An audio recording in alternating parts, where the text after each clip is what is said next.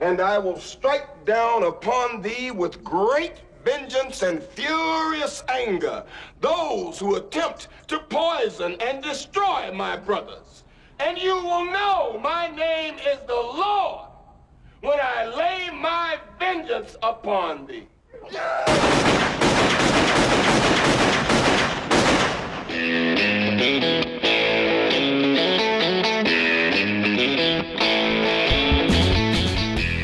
Hello and welcome once again to the Cine-Files, where it is time, John.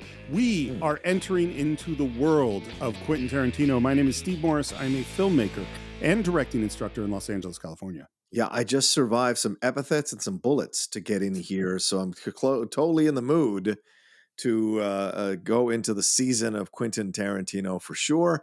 A filmmaker that I, just remember being so life-changing, I guess, for lack of a better term, or eye-opening in my experience back in the 90s in the independent film movement. And, Steve, we love doing these seasons of directors, and I think this one is going to be an unusual one for both of us to dive into. We've got some great guests and some great conversations to be had.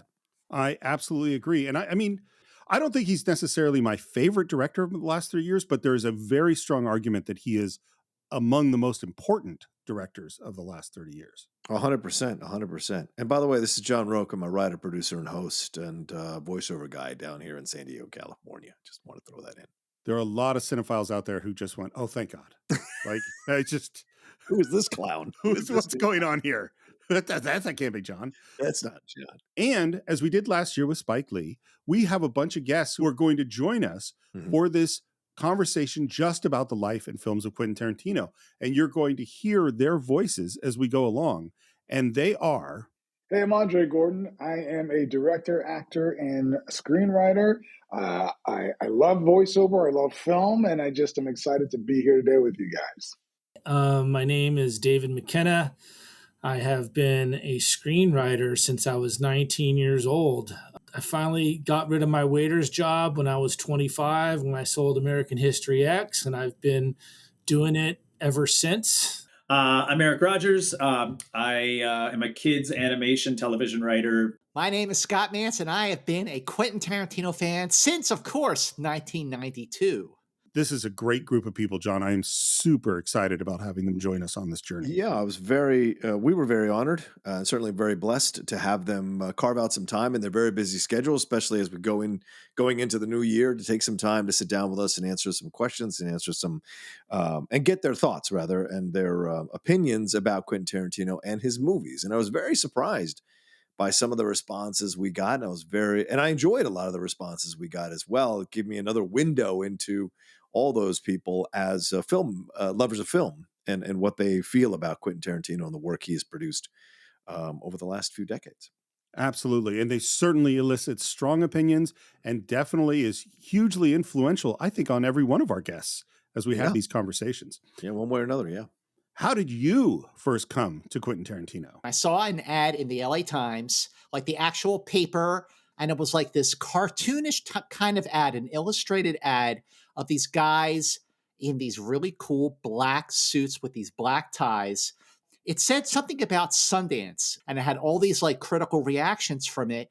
And I was just intrigued by the style of the ad. And that was literally the first memory I have at all of Tarantino, is the ad in the LA Times for Reservoir Dogs. Well, I had read about Reservoir Dogs at Sundance, and I went inside, and there was probably about 15 people in there, and the lights went down, and for 100 minutes I watched the singular greatest film experience I had ever experienced in my life. Everything that he did in that movie, and the fact that he did it for 1.2 or 1.4 was so damn amazing to me. And I was a struggling screenwriter at the time, and I literally left the theater. I went back to my place. I lived on 19th Street in Arizona and Santa Monica. I pulled my roommate off the couch, and I go, "We're going to go watch this." I wanted to go back. I watched again.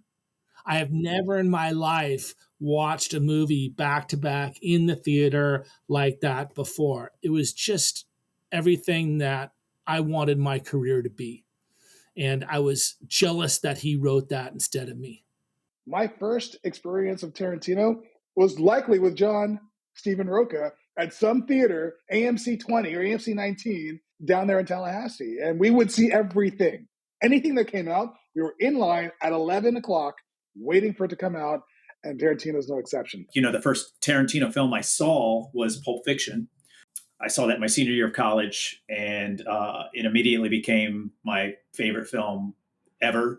Well, it was really interesting. The way I came to Quentin Tarantino is, it's the 90s. It's the early 90s. I am in my 20s, just newly minted in my 20s.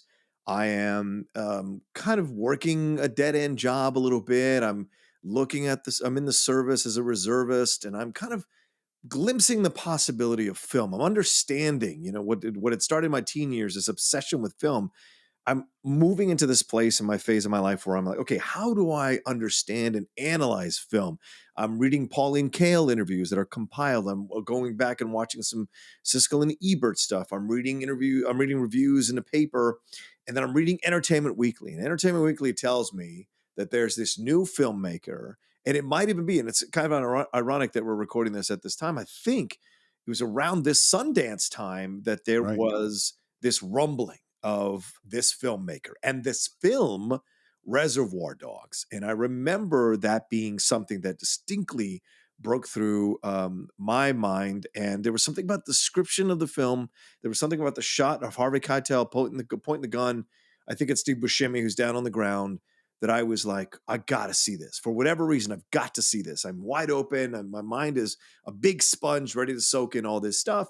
And I went to my local, because I couldn't see it, at the time because it had come out. I went to my local video store and rented the movie and watched Reservoir Dogs. And that was my first experience with Quentin Tarantino on a VHS, on a 27-inch television, 25-inch television, watching it. And I watched it 4 times that night, over and over and over again. My roommate wasn't home at the time. He was out for the weekend. And I just sat and rewatched it over and over and over again because I was just so blown away by what I'd witnessed. And I realized in that moment that I had seen something different, something unique, something I'd never seen before. And yes, he'd been influenced. You could tell the influences, even as a newer type of film fan, I could tell the influences for what he was doing, especially having lived through the 70s. But there was just something about his delivery, the dialogue, the construction of that film, and the confidence for a debut film as a filmmaker that radiated off the screen and immediately hooked me. And I knew in that moment that this was a voice and a director that we were all going to have to pay attention to. My experience is very much the same. And what I think is what's interesting to me about Quentin Tarantino, for me personally, is in a weird way, he's the culmination of a whole bunch of stuff I was getting into at that time in my life. Because, and I even think, and I can't wait because the 2 movies we're going to do, by the way, are Reservoir Dogs and Django Unchained. That's what we're going to be doing as we move forward in our season of Tarantino. But I think there's like an image of a Frank Miller comic, I think in one of the walls at like Mr. Orange's place in Reservoir Dogs, or maybe, it might be Sin City. I don't remember, but like that was what I was into, was these hyper violent, hyper masculine things, because that's what came along in comics in the mid 80s and in the late 80s. And in the early 90s, we had gotten to like Sin City. And I just that was the stuff I was eating up. That was the kind of books I was reading. I was watching all these Hong Kong films because that's where we were starting to get access to them. I'd seen my first John Woo films. And so then I'd seen this poster about Reservoir Dogs. I'd heard about it. I don't think I saw it in the theater either. Yeah. I think I rented it at the apartment I had in Walnut Creek with Jeff Johnson, and we watched it and just were totally blown away and watched it many, many, many times. It was one of those movies we kept going back. I think it's a watershed moment for me at that age. Yeah, agreed. Same. And I kept inviting people over to my apartment who were friends of mine, film fans, to show them the movie. So I would rent it numerous times to show them to friends, to kind of get them to like, am I alone on this? What do you think? Like, it was one of those things where you shared with somebody. It was like, this is going to blow your mind, man. You're going to love this.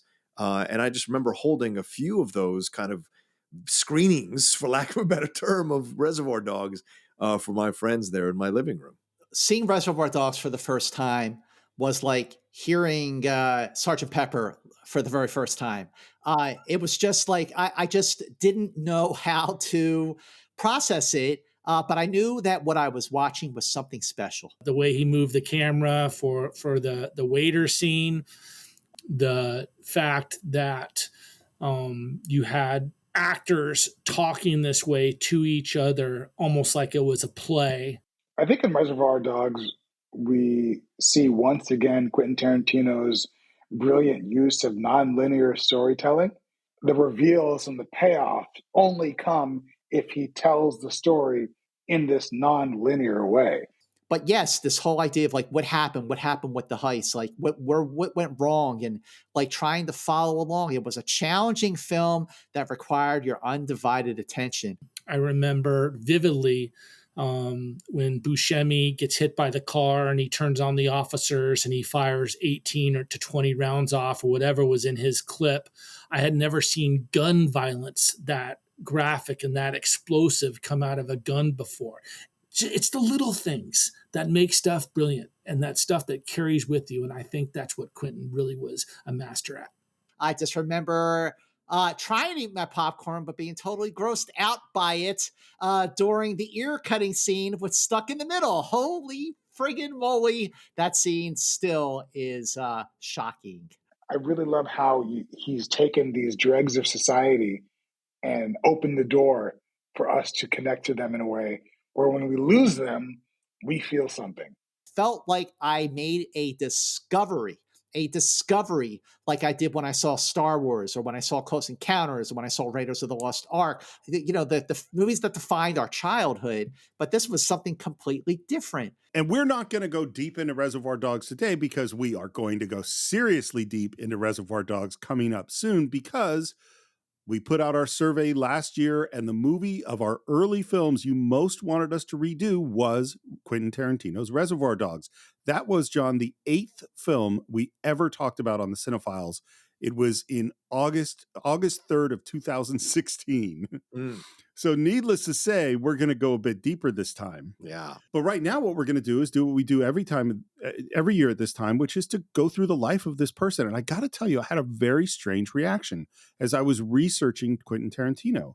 It's strangely enough, the director that we have covered that I kept thinking about was Alfred Hitchcock. Do you want to know why our exploring of Quentin Tarantino reminded me of Alfred Hitchcock? Please. Well, the first thing is that a lot of the directors we talked about, a lot of the great directors of all time, it's not that they don't have a style, but they do move around to different kinds of stories and different kinds of genres. You know, we talk about whether it's Steven Spielberg or Coppola or Scorsese or Kubrick, you can see them doing different stuff, right? Mm-hmm. Alfred Hitchcock, that's not really true. You know, he makes Hitchcock films. Right. The same is true of Tarantino. Tarantino makes Tarantino films. Mm-hmm. You know, yes, there's a World War II one, and yes, there's a Western-y one, but they're really Tarantino films. Right. And this is the thing that really struck me as I was learning about his life, which is that, do you remember when we did Hitchcock, the event from his childhood that we kind of talked about maybe setting him in the direction that he was to go? Yeah, his father, right? Like, yes. Locking him in the room closet, or what did he do? His father sent him to the police department at 5 years old with a note in his hand. He didn't read the note. He was told to hand it to the policeman. He hands it to the policeman. The policeman reads it, says, "Okay, come with me," takes him to the back and locks him in a jail cell. Yeah. And then hands him the note, which says, "This is what happens to little boys who are naughty." Yeah. Oof. Now, I don't know exactly what effect that has on the movies that Hitchcock goes making forward, but there's so much connection there. Scared straight now. Well, and it's also unique way. Yeah. He didn't know what he had done. Maybe he hadn't done anything. Maybe he had done something. He was falsely imprisoned. There's so much of like the themes of Hitchcock that relate to that moment. Mm-hmm. Reading about Quentin Tarantino's childhood, there is so much that I think sets up the kind of filmmaker and the kind of films he wants to make. And part of this too, by the way, is he just put out a book called Cinema Speculation, which is about it's kind of a book reviewing movies, and it's also kind of about his childhood and his perspective on movies, and that certainly informed what I was thinking. So here's some information. He was born in 1963 in Knoxville, Tennessee. Mm-hmm. His dad was an aspiring actor and his dad left his mom before he was born. So Wow. this is the big thing, I think. Grew up without a dad. Mom moves, and by the way, do you know where the name Quentin comes from? No. He is named after Quint Asper.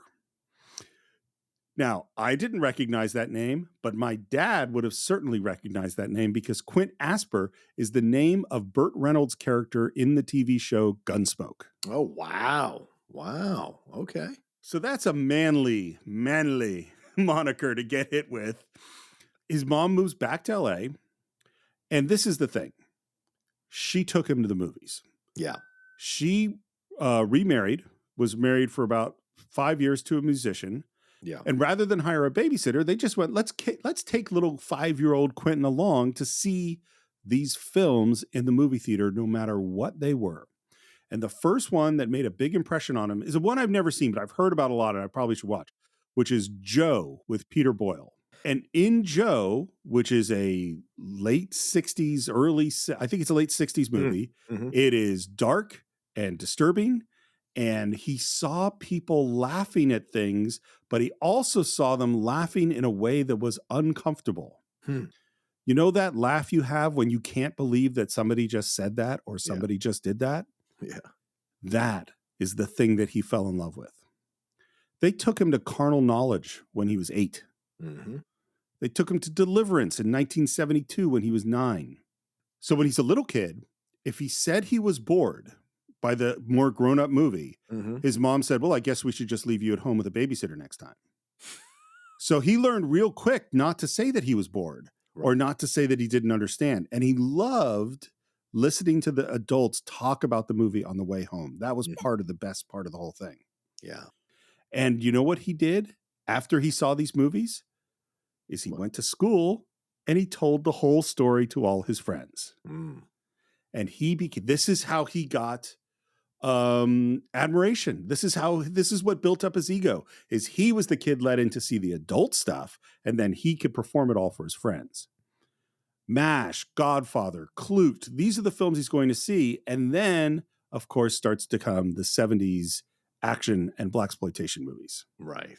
One of the movies his mom didn't take him to was when they went to see the very first, what is known as the very first blaxploitation film, which is Sweet Sweetback's Badass Song by Melvin Van Peebles. Yeah, Melvin Van Peebles. I remember that one. Yeah. Now, he didn't get taken to that. It's an X-rated movie, by the way. Yeah. His mom says that she hated it, but all his mom talked about for weeks was that movie. And after that point, for a long time, she only dated African Americans. Huh. Interesting. Now, I'm not saying what that means exactly, right? But that was important enough to Quentin Tarantino for him to talk about it in his book. Yeah. And now the boyfriends start to come in. Many of whom are African American, many of whom really like films, and they start to take him to movies. Interesting. Okay. Yep. And this is where I go, like, I really think a big part of this is a kid without a dad searching for a father figure. I grew up without father. I've never met my father. And I'm just saying this, I'm just hypothesizing here, but I think that when you don't have a father, like with me, I write aggressively. I never really had a dad to tell me, behave like this or mellow out or don't do that. I never had a dad tell me what to do. And when you don't have that, you just kind of, from a writing style, I think that and I know this sounds maybe a little ridiculous, but I think that you just sort of have a little bit more aggression of how you perceive adults and how they talk to each other. And I think that's one aspect of, how he views men. And it could be, I might be getting a little psychological on that, but I think it's part of who you are as a writer, is how you're raised. But also a kid without a dad, as you said, numerous boyfriends who are Black, being introduced to Black culture, being introduced to the Black point of view, being introduced to films that maybe he wouldn't normally have gone to go see had he had a white father possibly, or a Latino father, or an Asian stepfather or boyfriend. All these possibilities open up because we are all, as film fans, we are subject to whoever can take us or help us rent the films. Of course, nowadays it's different. You have access to everything at your fingertips, But back then, when Quentin Tarantino was growing up, you had to rely on an adult to take you to a movie or to show you things or to rent films that were R-rated from the video store when that started to be a thing, to introduce you to these films. So an interesting education on film through different influences and different portals that influenced him and that we see clearly in his movies even more so. There's one boyfriend who's, I think it was Reggie, took him to the movies. Mm-hmm. And he didn't take him to the movies in the white part of town, in the white theater. He took him downtown to a big theater showing a double feature, of which the second movie was Black Gun, starring Jim Brown. Mm. And this movie experience, this is the night that changed his life. Yeah, and it's, this is such a fascinating thing and window into who Quentin Tarantino is and a window into his life. And look, we're not psychoanalyzing the guy or whatever. We're not qualified to do that, but certainly we can extrapolate certain things from the facts or from his experiences. And especially, as Steve said, if he's written it down in his book, he wants you to take an idea of why this stuff influenced him or what worked on him. And certainly having black boyfriends of his mom take him to these movies, expose him to these movies right at that age where you are, when you're in your young teen, everything is new, everything's unique to explore and dive into and have questions about, and your mind is forming about how to interpret this kind of stuff. So wanting to kind of understand it all and being exposed to it. And then if this is the stuff that changed his life, it's because he was already, how can I say this? He was already predetermined, I guess, for lack of a better term, to have a proclivity for this, to have a connection to this kind of films, to have a love for these kinds of films. That is something that I always think is instinctually inherent in the person who loves movies. There's always that movie because there's someone else who could have been taken to that same double bill and would have been bored out of their mind or would have left the theater. But for Tarantino, it worked because of his own sensibilities were already uniquely open to receive that kind of stuff and be affected by those kinds of movies, and clearly influence him all the way up until today. Well, and listen what happens on this night. So first of all, my choice of the perfect movie theater is everyone is quiet, no one talks. It's very respectful of the film. Yeah. But there is an incredible joy about seeing a movie in a predominantly African-American theater where that isn't necessarily the experience. And in this double feature, I don't know what the first movie was, but the audience turned on it. And if you've been in a movie theater where an audience turned on it, particularly my guess is in 1972 or whatever year this was, in a black part of town, when the audience turned on it, little Quentin Tarantino heard the audience yelling out things that he had never heard before, including someone's talking back to the screen yelling, "Suck my dick." And he looked around because he had never really heard that and saw everyone laughing, and then saw that you could laugh at this thing that he was, you're supposed to get your mouth washed out with soap or something with this. And he thought that was the greatest thing. And then later on, he decided in his little squeaky 10-year-old voice to yell, "Suck my dick." And the big black guys sitting around him that he went to the movie theater with all laughed and patted him on the back. I mean, that's going to lock some stuff in. Sure. And then the Jim Brown movie starts. He says it was the most masculine night he had ever seen. And it was the most transformative moment he had ever had in his entire life. I mean, that's big. Yeah. And then I got to say, it's really interesting reading. So if you interviewed me, or if I'm writing a book about 70s film, what I would be talking about is the depth, the humanness, the honesty. That is not what Quentin Tarantino's talking about. Like, he talks a lot about the film Bullet, which is an interesting movie. Yeah, 1968, And what he says about it is that what he learned from it is that style and cool matter more than plot and story. Not what you want a filmmaker to take from a movie, but then again, it's Quentin Tarantino. Yeah. I mean, that's the core. To me, it's not that he doesn't do plot and story. He totally does. But he does care about style and cool. And he does care about things that are at that edge that can I laugh at this? Is this funny? Is this offensive? Like, where is this? That's where he lives. His movies are very heightened, a heightened reality. They are highly stylized. The cinematography is very sharp and like jumps out at you. His soundtrack most of the time is made up of very, very obscure songs from the 60s and the early 70s. Again, making it sound like they're really, really new. I got to talk about one more person, and that person is a man named Floyd Ray Wilson. So Floyd was a buddy, African-American guy who was maybe dating a friend of his mom's or something. Couldn't tell if at some point he actually dated mom, and he came in and out of Quentin's life several times. And his mom introduced him. This is a grown man, and says, "Oh, Quentin, you'll love Floyd. He loves movies." And so Floyd asked him some questions about blaxploitation movies as like a test. Yeah. Do you know this actor? Do you know this director? He knew all of them. And then he said, "What's your favorite Jim Kelly movie?" Now, this was a trick question because he knew that if Floyd answered Enter the Dragon, then obviously he didn't know what he was talking about. Yeah. But Floyd said 3 the hard way, obviously, to which Quentin Tarantino knew this was the kind of guy he wanted. And he idolized this guy. And he also learned that this guy was not dependable because he would make promise, "I'm coming back next Saturday. We're going to go to the movies all day." And Quentin would wait by the door all day and the guy wouldn't show up. And so so this became a pattern. At 15 years old, Quentin Tarantino is grounded for shoplifting, of all things, an Elmore Leonard novel. Oh, wow. The same year he dropped out of school. And so his mom calls up Floyd and says, "I'm having trouble with Quentin. He needs a man around," and asks him to move into the house. Now, Quentin Tarantino says, "I never learned how this guy made money." You know, like he was a bit sketchy, came and went sometimes, and he doesn't say that he's a criminal. Quentin says he never saw him do drugs or anything like that, but he's a bit of a hustler. That's what he thought. One of the interesting things about it is Floyd, you know, there are these African-American comedic tropes and actors like Stepin Fetchit, like Amos and Andy, and Floyd defended all of those. He thought they were hilarious. He thought they were great. And he said they did what they had to do to get money.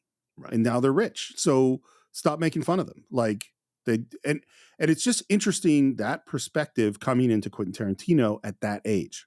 You know what else Floyd was doing while he was living at Quentin's apartment? What's that? Writing screenplays. Wow, that's cool. These are the first screenplays Quentin ever read, were the ones that Floyd was working on. And I want to tell you what the two of them are, and we won't go into detail about this because we might talk about this a little more later. Here are the 2 screenplays. The first one is called The Mysterious Mr. Black. He is the vengeful spirit of a former slave out for revenge on the descendants of the slave owners. That feels familiar. The second one is called Billy Spencer, about a black cowboy named Billy Spencer who is saved, an ex-slave, saved by a white family and raised to be a cowboy hero. Interesting. Isn't it? All right. Sounds a little bit familiar. Another thing, and this is what did Quentin Tarantino start to do when he read Floyd's 2 screenplays? Started to write screenplays. So he starts writing screenplays, and his mom basically calls it a hobby, puts his writing in air quotes, and says he'll never make money off of it. And he vows at 15 years old, then I will never share any money I ever make on writing screenplays with you. And he never did. Wow. Yep. He told his mom, "No Elvis Cadillac. I'm never going to buy you a house. I'm not going to do any of those things." And she said, "Fine, because you're never going to make any money." And that was what happened. Wow. Yeah. And so begins, I would think, I don't know, an interesting conversation to be had about how he views women and how he treats women in his movies. So maybe stemming from this interaction with his mom not believing in him, and him having such a strong reaction at 15, which you just said he never went back on, which you would think as you get older, you mature, you do some therapy, you figure things out about your life, you kind of mellow on that point of view. But, as you said, he clearly did not. Well, this is what I mean. It's like, when we did... Must have scarred him, was what I'm getting at, yeah. That's what I think, too. And when we did Coppola, or, maybe with Wells, we had some of this. Yeah. Where you could see the kind of filmmaker he was going to become from his childhood, and certainly with Hitchcock. But, man, Tarantino, it's like, it's all here. Like all of the things that are leading him the direction he's going to go. For instance, after he dropped out of high school at 15, he needed to get a job. Want to know where he got a job? What? Lied about his age, working in an adult movie theater. That's his first job. Wow. Then, of course, he gets the job in the video store. And it sounds like Quentin was pretty famous in this Manhattan Beach video store. Mm-hmm. Because people come in and ask for a recommendation, and Quentin Tarantino knew how to give recommendations, you know? Yeah. Yeah. His first job on a movie set was as a PA on a Dolph Lundgren exercise video. Nice. Right? Yeah. Then he starts to co-write and direct a movie called My Best Friend's Birthday. They filmed about 36 minutes, never completed. I didn't know this. Maybe you knew this. I didn't. That in '88, he played an Elvis impersonator on The Golden Girls. No, I did not know that. It's in the Sophia's Wedding episode. And that money was what supported him while he was writing Reservoir Dogs. Huh. Speaking of which, we're going to do a deep dive on this later. Mm-hmm. But I think Reservoir Dogs, which is a huge hit at Sundance, mm-hmm. and made Sundance in a lot of ways. Sundance and Reservoir Dogs, that's a big deal. Yeah. I think it's all there. I think all the things of Quentin Tarantino we're going to see down the line is all in that film. Absolutely. Like what you see with Citizen Kane, you know what's going to come. Like with Guy Ritchie, Lock, Stock, and Two Smoking Barrels, you know for the most part what Guy Ritchie's style is going to be going forward. All of that is laid out. Tarantino is one of those rare filmmakers, as you mentioned earlier, Steve, who has his style and can put it in any genre, but retain his style. And you know you're watching a Quentin Tarantino movie, no matter when it's set in time. All the stuff we're going to see later, the nonlinear structure, the dark sense of humor, the people chatting about what seems like mundane things. The references to Madonna and the references of old movies, the pop culture references. He was digging tunnels like Charles Bronson in The Great Escape, all that stuff. The way that Tarantino mixes pop culture references and homages into his work has definitely inspired me to do the same, because I think he made it safe to do that. I think he made it fun to do that. Quentin Tarantino changed cinema in so many ways because he was inspired by cinema in so many ways. He is a massive movie fan. He loves cult films. He loves blaxploitation films. He loves really, really, really obscure films. And he puts that influence in his own movies, making it seem like Tarantino is doing that for the first time. I also feel like he called back to so many great films of past. Because he's such a movie lover himself. If you liked what I did in this film or that film, then maybe you should go check out, this Kubrick film that inspired me to do this scene, or this, Hong Kong film that inspired me to write this story. The violence as well, the brutality in the film, and the shocking moments of violence as well. The way he executes his violence, there's two ways he does it, and they both are extremely effective. One is just the blunt force, holy shit, I can't believe this thing's about to happen to this character sort of violence, right? So, and a scene that is like, easily is reminiscent of that is the scene in Reservoir Dogs when Michael Madsen cuts off the cop's ear, right? That scene is, speaking of funny and being funny and horrific, I mean, it is kind of funny because Michael Madsen is dancing around to this song and he's waving the razor blade around, and he makes you so uncomfortable, but you're also like laughing through it because it has this strange comedy vibe to it until Michael Madsen gets down to the nitty-gritty of cutting the man's ear off. The scene that literally stopped me from breathing was the moment where Michael Madsen turns on Stuck in the Middle and he pours gasoline on the security guard and he cuts off his ear, and you hear him off camera screaming in excruciating pain. And I can still hear it in my mind right now. And then you're, holy fucking shit.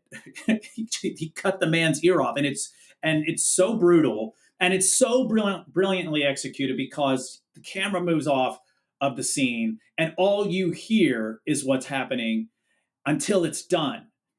I think that the violence in Tarantino movies, when I first saw it, it shocked me. We've never seen somebody so artistic with blood and gore and almost desensitizing us to it. Well, let me ask you that question then. Sure. How do you feel about Quentin Tarantino's use of violence in his films? Oh, I think he's done an excellent job of understanding why there is violence in his movies and how to use violence in his movies to advance the plot, to make you feel the mood or the atmosphere, to make it comical, to make it jaw-dropping. For example, if you go to Kill Bill violence when she's laying waste to that entire club, that's to show you how much of an incredible warrior she is. But it's so fantastical that it's also a send-up of those kinds of martial arts movies with a little wink and a nod from Tarantino. And those of us who love those movies, like you and I, Steve, we just enjoy that because we always had to suspend our disbelief when we saw these martial artists doing the crazy stuff that they did and the movements that they had. But because it's a heightened reality, it's not disturbing most of the time. Sometimes it is, but most of the time it's not. It's like fun. I think one of the most underrated aspects of Tarantino's work is the comedy in his films. There's some darkly comic stuff in like all of his movies. But when she goes to face Orenishi, he throws all that out and shows you the respectful approach to a martial arts or to a sword fight, which is fantastic. So that's the thing. Tarantino knows this so well in terms of the violence. He knows when to use it for effect in every single one of his movies and why he does it. You know, he never moves away from the violence if he doesn't have to. And when he shows you the violence and it has to be a little bit comedic, like even the death of Hitler in Inglourious Bastards, it's almost funny the way his dummy or prosthetic head is getting shattered open by these machine gun bullets. It loses its overall power for a fantastical dreamlike sequence that this could happen. But when she sets when the French actress or French person sets the film on fire and we see the theater burning down and people screaming and running, we see the Nazis. That's the violence in that moment that you need to feel is almost a sense of vengeance for what the Nazis wrought on this earth and the terrible stuff they did to Jews and many people while they were in power during that time. And those both things are happening at the same time. The comedic violence of Hitler being shot up in that balcony versus all the Nazis down there that you see dying in the fire as retribution for the horrible crimes they committed. So he understands how to use it effectively in each one of his movies for the right effect for the viewer to be moved or entertained by the violence. I think you said that really well, and it's making me think a lot about, I don't know if the word sophisticated, but he is doing a thing that is so interesting in terms of his violence, which is, first of all, he wants to show you the violence. Yes. You know, like he wants, and he wants the choreography. He wants the thrillingness of it. But if you watch a Jackie Chan movie, which has tons of violence. Yes. You never feel consequences in a heavy way. You know what I mean? It's, this is all for fun. So there's rarely any blood in a Jackie Chan movie. That's just not what it's about. Right. Quentin Tarantino is going to show you the blood, but he doesn't do it in a way that makes you generally depressed and sad. Like, oh my God, I cannot believe the tragedy that's happening.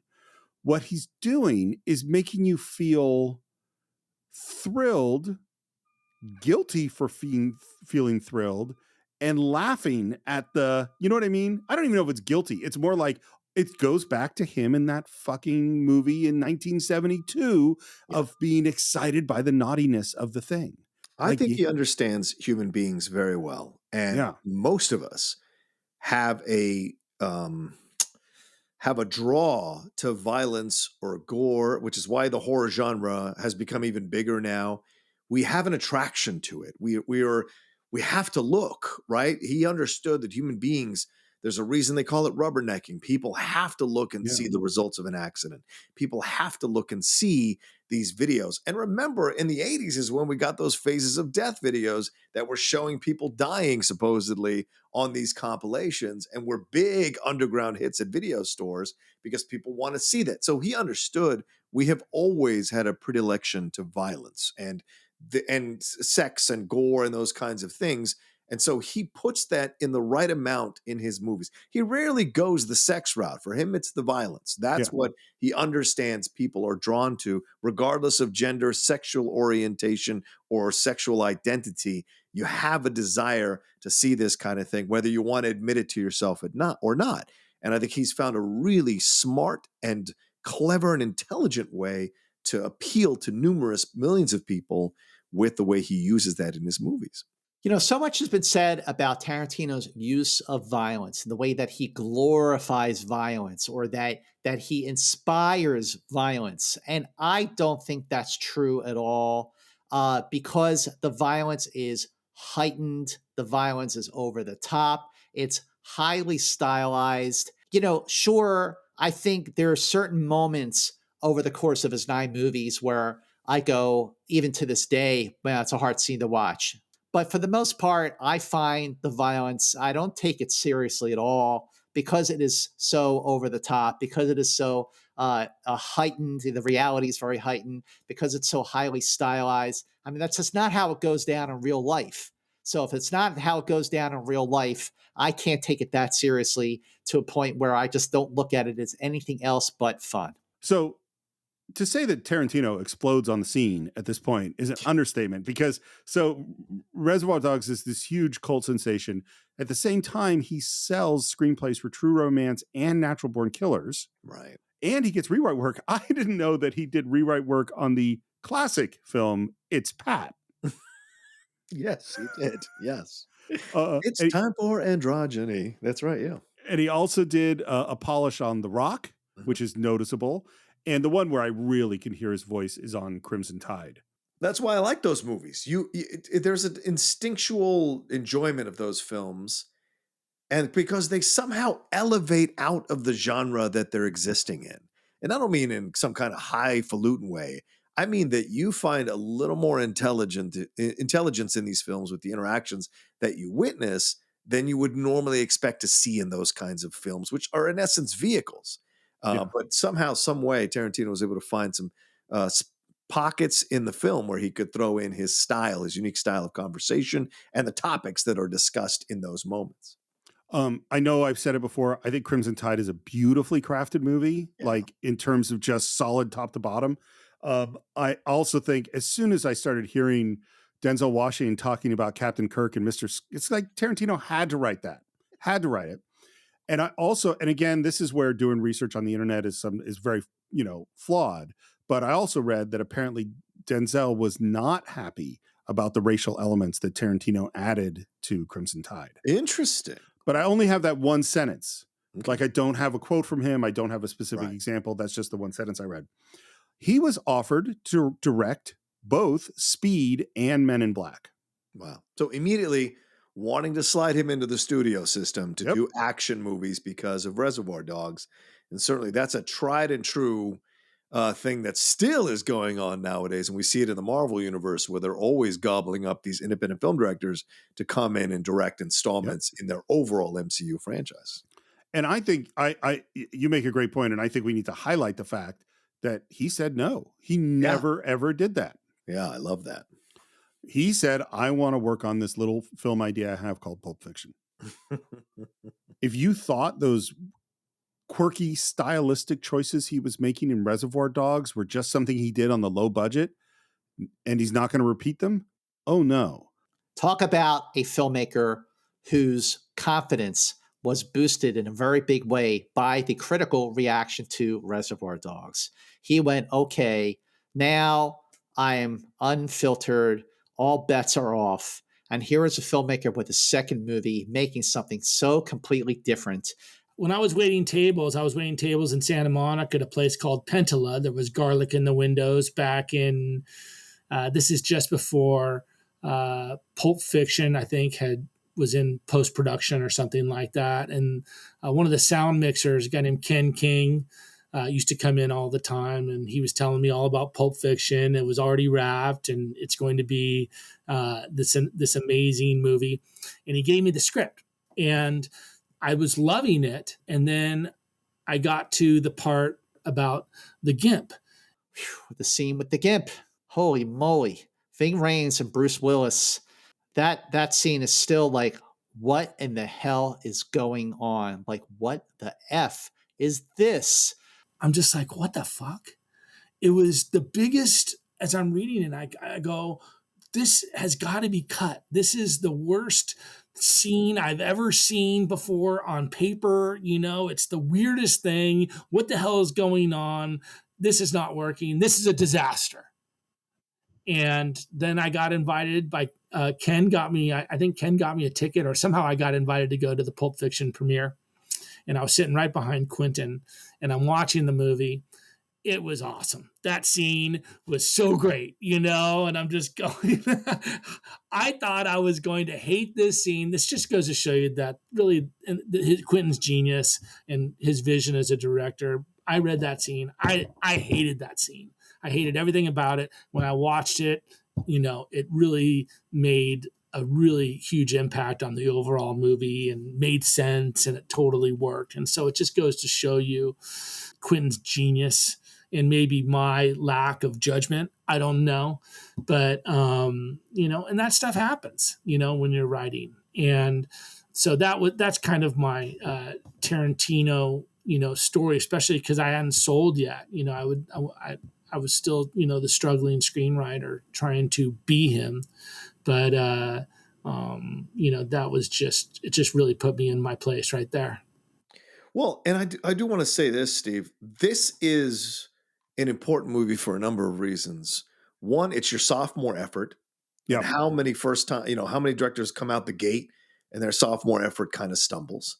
He is really expanding what he can do. He's taking a chance with this movie. And something we kind of glossed over, but we need to really stress here in this moment is he is an incredibly seasoned, experienced viewer of films. Yes. In that video store, the legend of Tarantino is born. It was just kind of mind-boggling to witness in real time, going from being a video store movie nerd into arguably I think arguably people would say he's one of the greatest filmmakers in the history of cinema.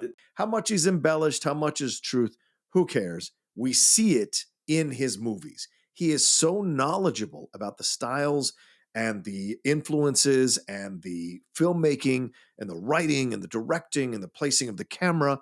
He is so influenced by the movies that he has seen. He's so knowledgeable by the films he's seen and watched during his time in the video store that Pulp Fiction, I think, is the culmination of all his experience. When you're watching that movie, you're seeing a man who understands film and filmmaking and has learned from some of the greats just by watching their movies or reading their biographies. I don't think there's any record of him going to film school or going to film school for an extended amount of time or anything like that.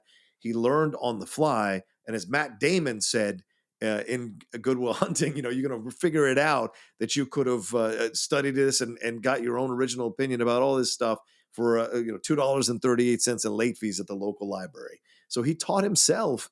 And because he had a proclivity, an attraction to it, a natural predilection to understand filmmaking, he gobbled it all up. And I think Pulp Fiction is really the culmination of all of that when you see it play out, because there are so many different influences in each one of those stories.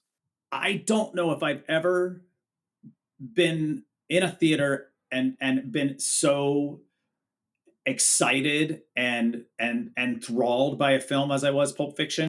That 2 hours and 40 minutes of that film, the first time I saw it, it went by in the blink of an eye. And that's the reason I went back and saw it 5 more times in the theater. I could not get enough of watching that film in a theater with people who maybe haven't seen Uma Thurman getting a needle jabbed in her chest. Like, I know the moment's coming, and I know it's fucking amazing. I just was like, my jaw hit the floor. And I read that people passed out when that scene happened in the theaters, which is like crazy. But to see the reaction of other film lovers watch that scene and freak out and scream I just got chills talking about it, actually. And another way, of course, that Tarantino's films are unique is the way he has resurrected or given a second, or maybe in some case even a third or fourth life to actors who are basically done. Before Pulp Fiction, John Travolta was kind of done. He's making really bad movies, and Look Who's Talking 7. I mean, John Travolta's career was over, and Quentin Tarantino completely revived it on his own. He was a great actor. He went in the shitter, and he brought him back. I really believed him as a drug addict, in those scenes with Eric Stoltz. Some of those are the most, important scenes because we have never seen Travolta like that before. If you look at how he tells stories non-linear to reveal characters and to show payoff, he made that his signature in a way where if you know when you're watching a Tarantino film. People had played with structure before, but Quentin really defined it, and he made it a part of his overall style and who he was as a filmmaker, to just mess with your mind, to make you think, to make you figure out what's going on. That was all new. He set the standard for structure. He set the standard for dialogue. He set the standard for different characters. He set the standard for really blocking out a scene. You see a movie like Pulp Fiction and you're like, holy crap, this is the most mind-blowing thing I've ever seen. This has completely changed the way cinema will be made, the way the way writers will write, the way directors will direct. And in terms of the impact that Tarantino had, look at the movies that followed Reservoir Dogs and Pulp Fiction, like Seven Psychopaths from Martin McDonagh, Eight Heads in a Duffel Bag, Go from Doug Liman, Lock, Stock, and Two Smoking Barrels, and Snatch, and basically everything that Guy Ritchie has ever done. So you just see how everyone has wanted to be Tarantino, but in the end, there is only one Quentin Tarantino. I can remember seeing Pulp Fiction in the theater and being absolutely blown away. And so were a whole bunch of other people because it grossed over $200 million on a small budget. Yeah. Won the Palme d'Or at Cannes. He gets nominated for Best Director and wins the Oscar for Best Screenplay. Yeah. What an ascension. Yeah. In your second film, you've already won an Oscar. Yep. On your second film, for God's sakes. And, the Oscars at that time were notoriously, how can I say this, restrictive about who they gave Oscars to. And no young punk kid who's doing exploitation films or versions of exploitation films was going to win Best Picture. But we could give them Best Screenplay to kind of soothe them and make us look better as an organization. We don't give them the big prize, but we'll give them one of the other slightly big prizes as an organization or as a body. And I always thought that was a bit of a cop out when they did that. But it's an incredible screenplay. It's a film that still influences people today. And of course, as we talked about with Sasha, it's one that resonates with so many people. If it gets the hook inside you, you never let Pulp Fiction go. And so we're talking about Quentin Tarantino. We're actually going to re-release both our episodes on Pulp Fiction with Sasha and our episodes on Inglourious Bastards. And John and I will record new introductions for them. And so they will also be coming out as we go through the season of Tarantino. Yeah. I was looking at some of the lists of movies. He talks about a lot of his favorite films and most influential films in this book. And what was so interesting about that, it's not that he said that he didn't like Godfather. He loves The Godfather and some of those films. But as we said, it's the movies like the blaxploitation films. It's films like Dirty Harry. He talks much more about Brian De Palma than he does about Coppola. Loves Sergio Leone and things like The Good, the Bad, and the Ugly. Obviously, John Woo and the Hong Kong martial arts films. And Taxi Driver is one that affects him deeply. And I think you can see the Taxi Driver influence also in his films. Mm. And here's the thing that occurred to me is that, certainly we can call Tarantino an auteur. But what I think is interesting is that in a weird way, I think he's like an anti-auteur. And I'll tell you what I mean by this. And the person I'm going to compare him to, you're going to think is totally crazy, but is to George Lucas. And here's why I'm saying this. Interesting. Is that if you look at Star Wars and Indiana Jones, what was George Lucas trying to do? He was trying to take these movies that weren't very good when he was a kid, which was these ridiculous serials like Flash Gordon, and make the really great version of them. What is Tarantino trying to do? Yeah. He's taking the blaxploitation film, he's taking all these action films, and he wants to make the really great platonic ideal of them. Yeah. You know? Yeah. And he succeeds. Absolutely. Yeah. One of the most important relationships for him, Tarantino, is a guy he meets at Sundance, and that, of course, is Robert Rodriguez. Yeah. And that is an interesting collaboration. He shows up in Desperado. They make 4 Rooms, which is a kind of interesting thing. Sure, you're being kind, but yeah. And then you get to 1996 and From Dusk Till Dawn. Yeah. This is a fun one. And, Tarantino, not the best actor, let's be honest. But I think Robert Rodriguez, because he knows Quentin so well, understood how to use him in the movie and understood how to put him with the right actor like George Clooney, because George Clooney can carry anybody in any film. And he constructs the film so that it works for Tarantino. And you walk out of that film going, that's a damn good performance from that guy. I think it is his best performance. Yeah. That's not the highest bar. From Dusk Till Dawn, I haven't watched in a long time. I did rewatch some Tarantino films for this. I didn't rewatch that. It's so bizarre because the first half of the movie is like a Tarantino movie. Yeah. And then everything you're setting up in the first half of the movie just gets thrown out. And now you're in a ridiculous vampire movie. It's very odd. Well, and I think, if we were to ever do a separate episode of the Cine-Files, we explore Tarantino in comparison to Robert Rodriguez, you could argue they both came out of the gate with these fantastic debut efforts that teased the potential of greatness.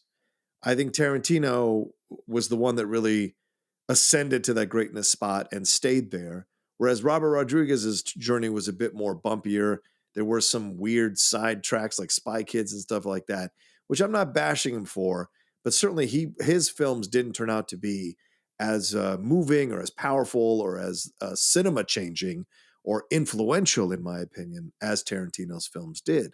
And so that's another reason why you can give even more credit to Tarantino, who was able to keep surprising us and challenging us and entertaining us with each one of his movies as he went along. I think Robert Rodriguez is a great topic for either a Cine-Files short or a Cine-Files live because there's so much to say about him. He's a really interesting guy and a person who I am drawn to in a lot of ways. But yes, I agree with you. It does not have the trajectory that maybe we might have expected. Yeah. His next film is Jackie Brown. Oh, man. Well, from that, that seemed like there's a lot there. So maybe just defer to you. I think Jackie Brown, amongst the Tarantino fans, and I think this is true, for a majority of the Tarantino fans, I think Jackie Brown is that one that they kind of look over, or the one that they go, well, you know what? Let him have that one because he's clearly influenced by blaxploitation. This is his naked version of a blaxploitation film where he was hiding influences of it within Reservoir Dogs and Pulp Fiction. This is a full-on his version of blaxploitation film. He wrote it for Pam Grier. She was nervous about it. She recently did an interview Pam Grier did for I think a show or a movie that she's in, but they asked her about Jackie Brown and she said she was extremely nervous about doing the movie because Tarantino had written it for her. And so you would think an actress would be absolutely like overwhelmed in a positive way and be excited. She was more nervous and she was concerned that she could live up to what Tarantino had manufactured in his mind about her and how great she was. And I'll be damned if she didn't. She was fantastic in this film. And if you want to study screenplays, you watch Jackie Brown. There is an incredible amount of character development and phenomenally well-written scenes between these characters that keep you on your toes, keep you on the edge. Does it all work? No, some of the De Niro, Bridget Fonda stuff is a little weird, but the Sam Jackson stuff is chilling. The Pam Grier stuff is incredible. The Robert Forster stuff, and I think with Pulp Fiction, here is him. Oh, actually, from the beginning with Reservoir Dogs, here is him bringing Lawrence Tierney and Eddie Bunker in from those times. People kind of forgotten about them. Pulp Fiction, here's him bringing Travolta in. And with Jackie Brown, here's him bringing not only Pam Grier, but also Robert Forster kind of back into people's minds and seeing what he can do with them. The thing that I recall the most about Jackie Brown is the chemistry. The chemistry between Robert Forster and Pam Grier. They are both so good together, and the way that they become unlikely allies in the film. But here are two actors whose careers had seen better days, and they're given these excellent roles by Tarantino. And maybe that was a common bond that the two actors had that heightened their chemistry. But what I love about Jackie Brown is the two of them together. Jackie Brown is a reminder that if you find a director that likes your work, you can work forever. And I think this is an incredibly well-written film that not too many people talk about too much or enjoy too much, but I do love it. And I rewatched it in anticipation for our or at least I watched some of it in anticipation for our discussion, and just was like, yeah, man, these are very well-written scenes, and it doesn't get as much attention or love as I think his other films do. Well, newsflash, Quentin Tarantino, that guy can write. Yes. Like, and there are so many times in his films where I like, okay, I think this scene is going on too long. Yeah. That happens more and more. But at no time do I go, the writing dialogue isn't sparkling, it's not interesting. It always is. Jackie Brown, I probably fall into the category you're talking about of people like consider it one of the lesser films. It is interesting. This is his only adaptation. It's based on Elmore Leonard's Rum Punch. And he's reading the book, and all he can picture, he's going like, okay, I need an older, sexy, beautiful, smart, tough, charismatic woman. And he keeps thinking about Pam Grier. And what I didn't realize is that Pam Grier auditioned for the Rosanna Arquette part in Pulp Fiction. Oh, wow. Yeah. And so interesting. Yeah. And so he went, well, you're not right for this. But of course, he loved Pam Grier. I mean, you know, who particularly if you love blaxploitation movies, it's hard not to love Pam Grier. And then he sees her at a party and says, oh, I'm writing something for you. And she goes, oh, great, whatever. Because, you know, like, I'm sure many young filmmakers have said that. Yeah. And then he sends her the script, and it's, you know, in a thing, it says Jackie Brown on it. And the note on it, it says, look at Jackie, Quentin. Yeah. She reads the script. She calls him up. She says, I love the script. What part are you thinking of me for? Because she couldn't find a part for her. Right. And he said, I told you to look at Jackie. And she's like, well, I thought you just meant look at the script, Jackie. You want me to call Jackie Brown? I you want look at the script, yeah. And so of course she was nervous. I mean, you know, her career I won't say it had tanked, but she was a big star for a brief amount of time. And, you know, this is a big movie that he's risking on her. Elmore Leonard, by the way, says this is his favorite of all 26 film adaptations of his books. Wow. Yeah. That's a strong statement. It is. What an incredible circle too, right? Because of course, he, as you said, he got picked up for shoplifting an Elmore Leonard book. Well, here he is working on or adapting an Elmore Leonard story here for Foxy Brown. Jackie Brown. You want to say that again? No, because I think it's good to mess that up because, of course, you know, it's Pam Grier, Fox. I mean, that is what it is. Yeah. By the way, if you are interested, there's the I forget what it's called, but it's TMC, and it's Mankiewicz who does this podcast now, and their most recent one is all about Pam Grier, and she is a really interesting person. Yeah. This next film, I know that you have strong feelings about. You've already expressed strong feelings about, and that is Kill Bill. Yeah. This goes inside my heart as my favorite. Like there are other films I can argue that are technically better overall, but he hits me in that sweet spot with Kill Bill, both 1 and 2. I never separate them in my mind. He shot them as one complete film. They are a complete film. He only separated them to appease Harvey, who we haven't even mentioned. And I don't know how much we're going to mention him, but we obviously have to at some point. But like this, I always thought this was a crime. I understand why you did it, and it probably did work out for the best considering how much Grindhouse like crashed and burned. But I love Kill Bill. It just checks the vengeance box. It checks the samurai box for me. It checks the jumping into the scope of it.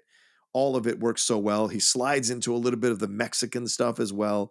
There's just so much about this film that works for me. The weaving in of the animation with Oranishi, all that stuff. You have the unique fights, unique battles, and here we go again, bringing David Carradine out from the cold to play this villain and remind people that just because the pop culture and these executives chasing the green and chasing the dollar bills no longer think these fantastic actors are bankable does not mean they're still not phenomenal talents who can deliver when called upon in a studio film. I got to tell you, David Carradine, I mean, when I was growing up as a kid in the 70s, I watched Kung Fu. That's how I knew him.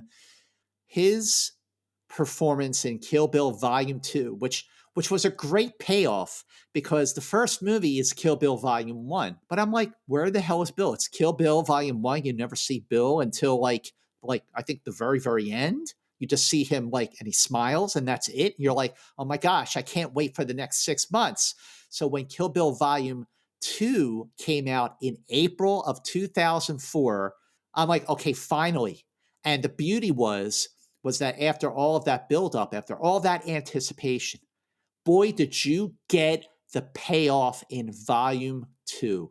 When the bride, Beatrice Kiddo, finally sees Bill face to face, Carradine's performance is so strong. And his appearance in the whole thing, Kill Bill, is actually very, very short. But he's so great in it that he stands out to the point where you feel like he's in it the entire time. And Carradine gives this monologue about Clark Kent and Superman. And that monologue was written in a way that only Tarantino can write it. All these other superheroes, these people are hiding their identities from like Spider-Man or whatever, but yet the identity is he's Superman. He's Kal-El, and his secret identity is Clark Kent. And being a lifelong comic book fan, I got to tell you, first of all, I just went, wow, he's right.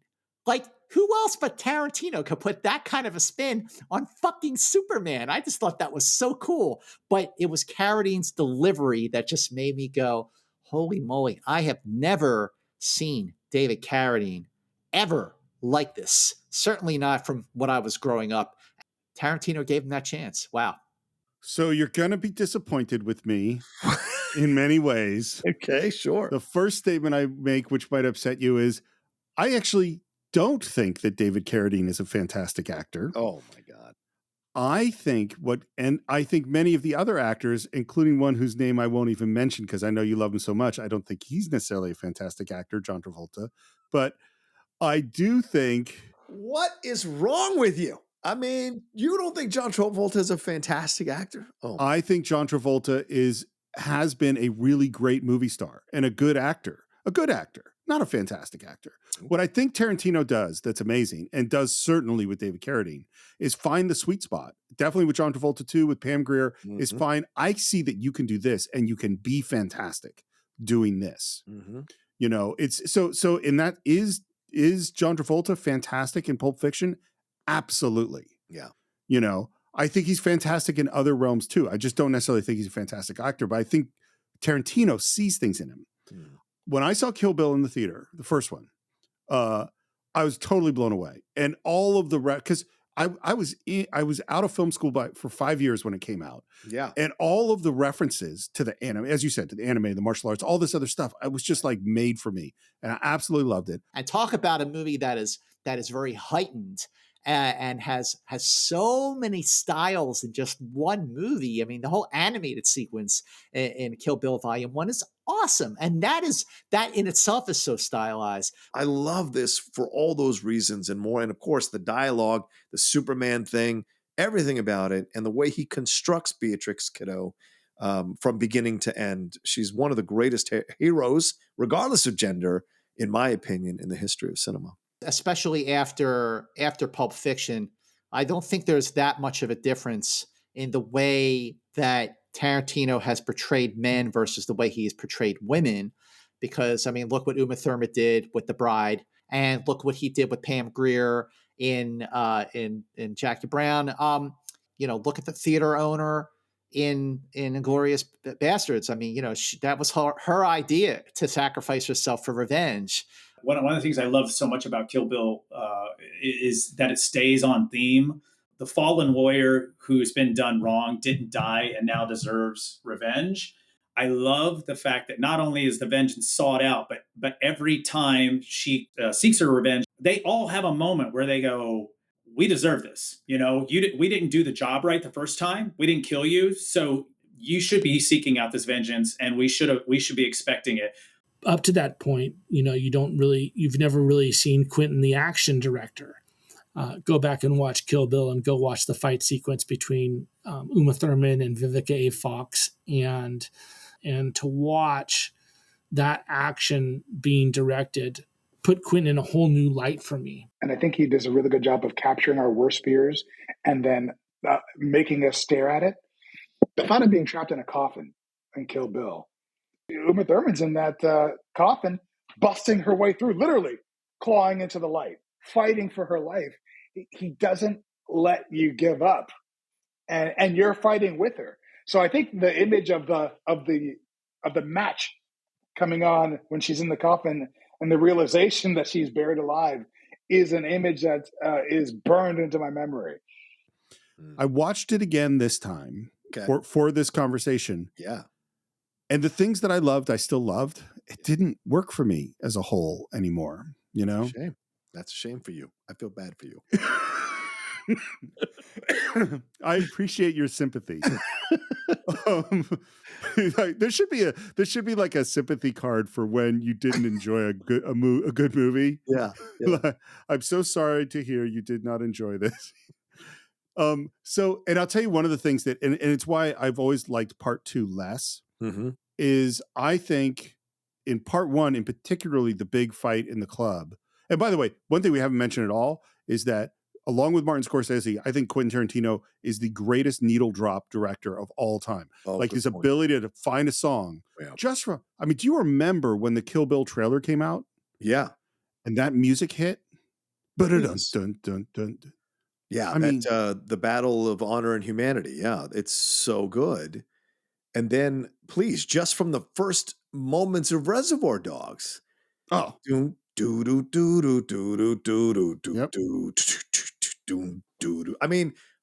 on I think HBO Max and one of the streaming. I've stumbled upon it the other day, and I just watched the first. I made Lindley sit through the first 10 minutes, which annoyed the shit out of her. But I made her sit through the first 10 minutes because that whole scene in the diner is fantastic dialogue. Yep. The references are all there, and then boom, the needle drop after going to black frame, and then the needle drop and seeing them all walk in slow motion. That is one of the top 5 coolest moments in film ever. And it's a needle drop. And you're absolutely right. Yeah. No, so all of that stuff with Kill Bill is fantastic. Yeah. I think in part 2, part of what disappoints me is it's in part 2 where I really see the difference between someone who's worked really hard at martial arts doing these kinds of scenes and someone who's a great martial artist, and that's where Uma Thurman doing the Kung Fu training, because in my mind, I'm seeing Jackie Chan. And there's just no comparison. And that's where it kind of falls apart. Wait, you're trying to compare Uma Thurman to Jackie Chan, and that's why it falls apart for you? Well, that's what Quentin Tarantino has put her in that scene. Yes, but she is a white woman learning how to do this. So the limitations there have to be adjusted of what to expect from her, right? Well, there's nothing that says white women can't be as good at Kung Fu as anybody else. No, but I'm saying okay, fair point. I guess what am I trying to Uma Thurman is not a martial artist who studied in the Chinese opera from 5 years old. She's I guess that's what I'm trying to say. And that is what I'm trying to say. We're saying so adjust your expectations. I don't know why you'd want to see Jackie Chan in Uma Thurman when Uma Thurman didn't have the same upbringing as Jackie Chan. I think what we get from Uma Thurman is fantastic for Uma Thurman. And so I enjoy that. Just like my expectation for Jackie Chan, he meets my expectation. Uma Thurman meets my expectation, and it helps me to enjoy the movie. Well, it's nice that they handed out cards that said, look, the Kung Fu won't be quite as good as you might want it to be, but it's Uma Thurman. She's doing the best she can. Exactly. Look, I think Uma Thurman's great. I think she does a great job, but it's just like, if you're going to, and this is where I notice the editing, I notice how you're cutting around things, the way that it's just, and the movie doesn't hold, and this is, and maybe I'm revealing something else here too. Yeah. Which is that, how I said when Quentin Tarantino came along at that time in my life, that kind of violence, that kind of masculinity, that kind of sense of humor, it just all hit home for me. Yeah. I'm 54. And the thing is, it doesn't all hit home for me in the same way anymore. You know, we've talked about watching movies at different times of our lives. And the thing that I keep coming up against is this is going to sound like a criticism. I don't actually mean it as a criticism because Quentin Tarantino is being exactly who Quentin Tarantino wants to be. Yeah. But there's no depth, you know, not that there's no depth. There's very little depth in Quentin Tarantino. It's not trying to be deep, you know. Kill Bill is not a deep movie. I would say Django Unchained has a lot of depth. And I might disagree with you. This is a fun conversation. I might disagree. I think there is much more depth. I think Reservoir Dogs Kill Bill than you give it credit for. I think Beatrix Kiddo has a lot of depth in what she is. I mean, like, she was a woman who was essentially groomed by Bill, right? Seduced into this life, became an assassin for him, realized she didn't want to do it anymore, wanted to break away from this thing. He kills her husband on their marriage, on their wedding day, then shoots her to kill her.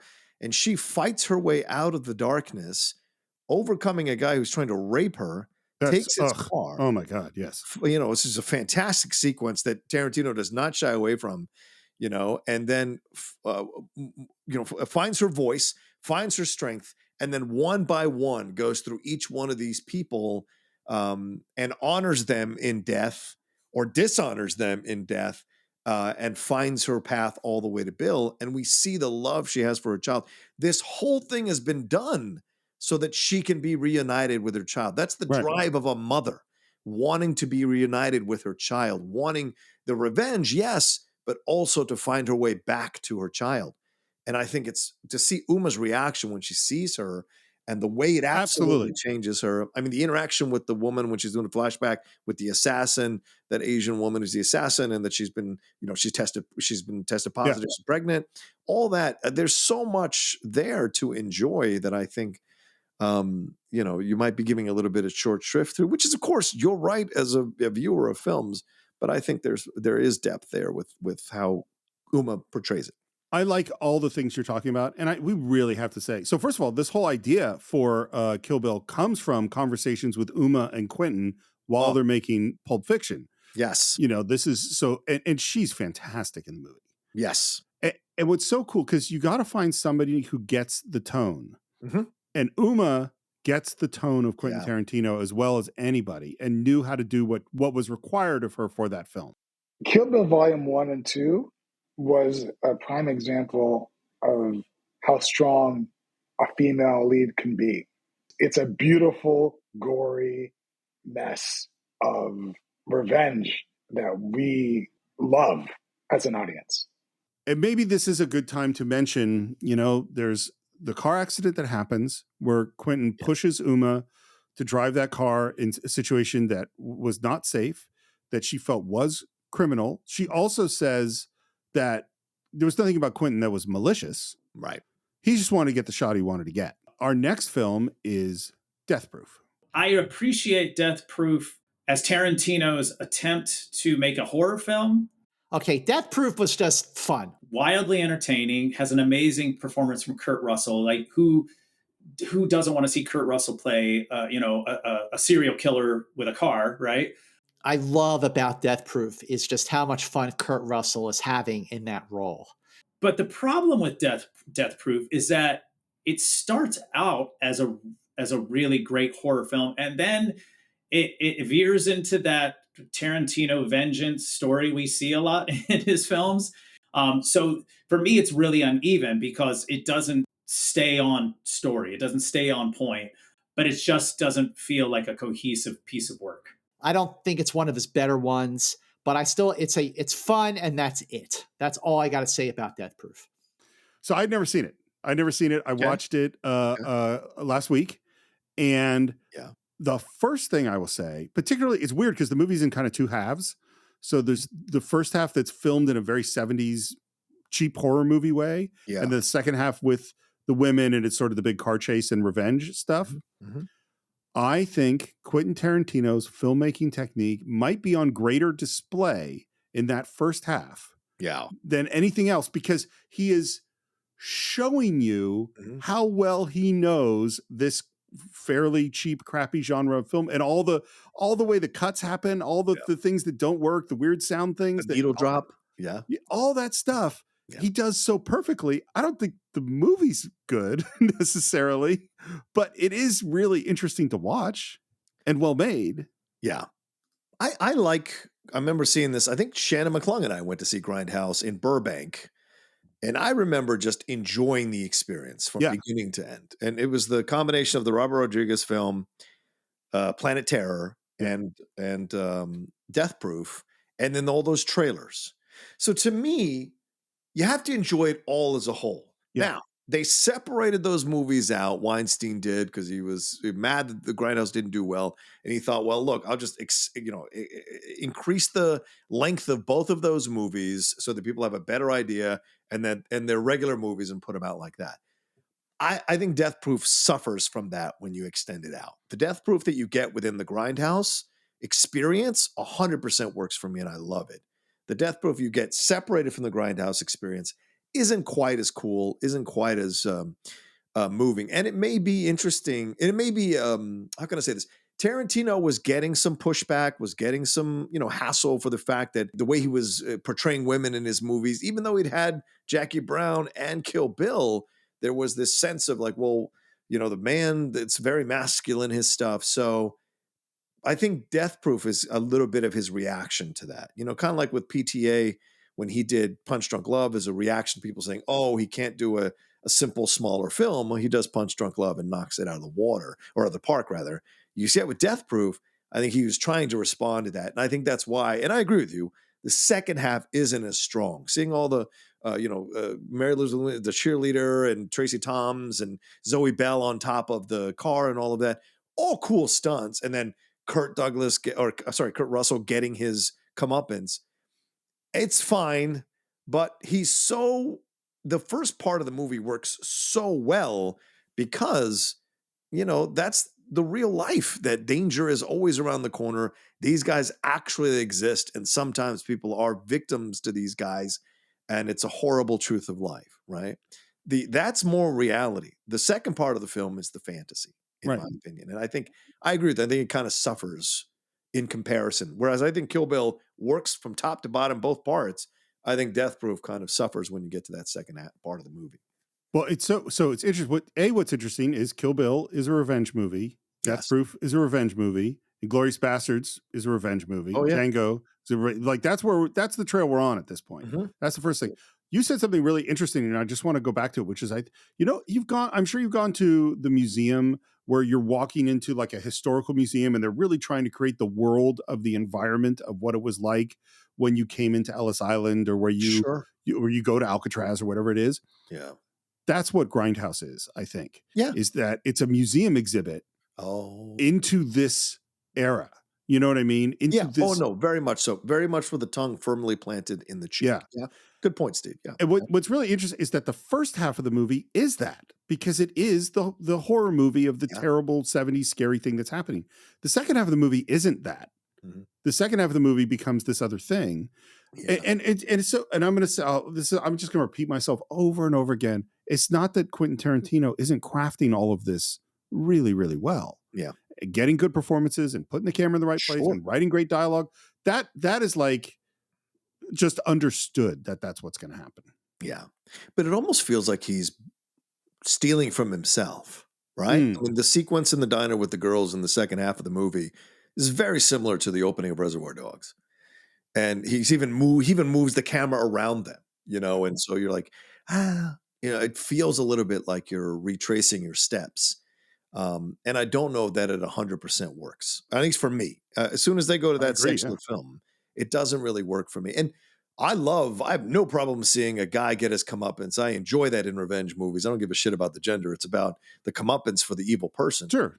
But the way it's done seems ham-handed at times, and not as stylistic as you would like it to be. And I think Kurt Russell is giving the performance of his life as the walls start crumbling down, and his air of invincibility is being shattered by these women. on his playing field in the cars, I think is fantastic. His screaming, his crying, his yelling, his come on, his feeling of unfairness. For once, he's the victim in the situation. I think it's a fantastic performance from Kurt, but the way Tarantino constructed it doesn't work as effectively as the first half of the movie. And I think that's another reason it doesn't work, Steve, is because the first half of the movie is so good.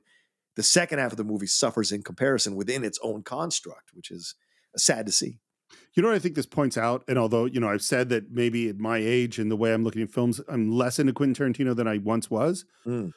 I think what Death Proof points out is just how fucking high his batting average is. Yeah, 100%. Because okay, we finally got into a film, we're like, okay, maybe this doesn't work so well. That's a pretty good batting average. And his next film is one we have done and will re-release, which is Inglourious Bastards. Yeah. My favorite Quentin Tarantino film is not Pulp Fiction. It is Inglourious Bastards. Holy moly. Tarantino had such a range of characters in this movie and still kept them in the world that he created that I was blown away by Inglourious Bastards. I left the movie theater after watching Inglourious Bastards not knowing what hit me. And I was like, what was this amazing piece of filmmaking? Like Inglourious Bastards went to another level for so many reasons. The first of which was that first act with Christoph Waltz interrogating the farmer and the Jews are hiding under the floor. I almost look at Inglourious Bastards as sort of a comedy, just a very dark comedy, especially when they're dealing with Christoph Waltz. Christoph Waltz put the fear of God in me. How does he see Christoph Waltz, a German television actor?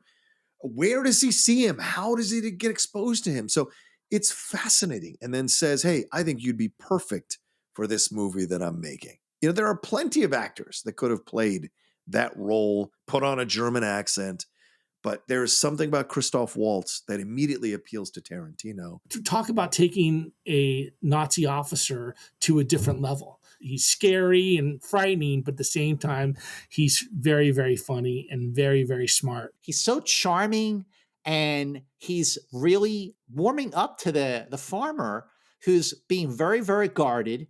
And then he starts to change the tone of the conversation from being really warm and inviting and slowly starts to get very serious. And you see the farmer start to get nervous, start to sweat, and he becomes really menacing.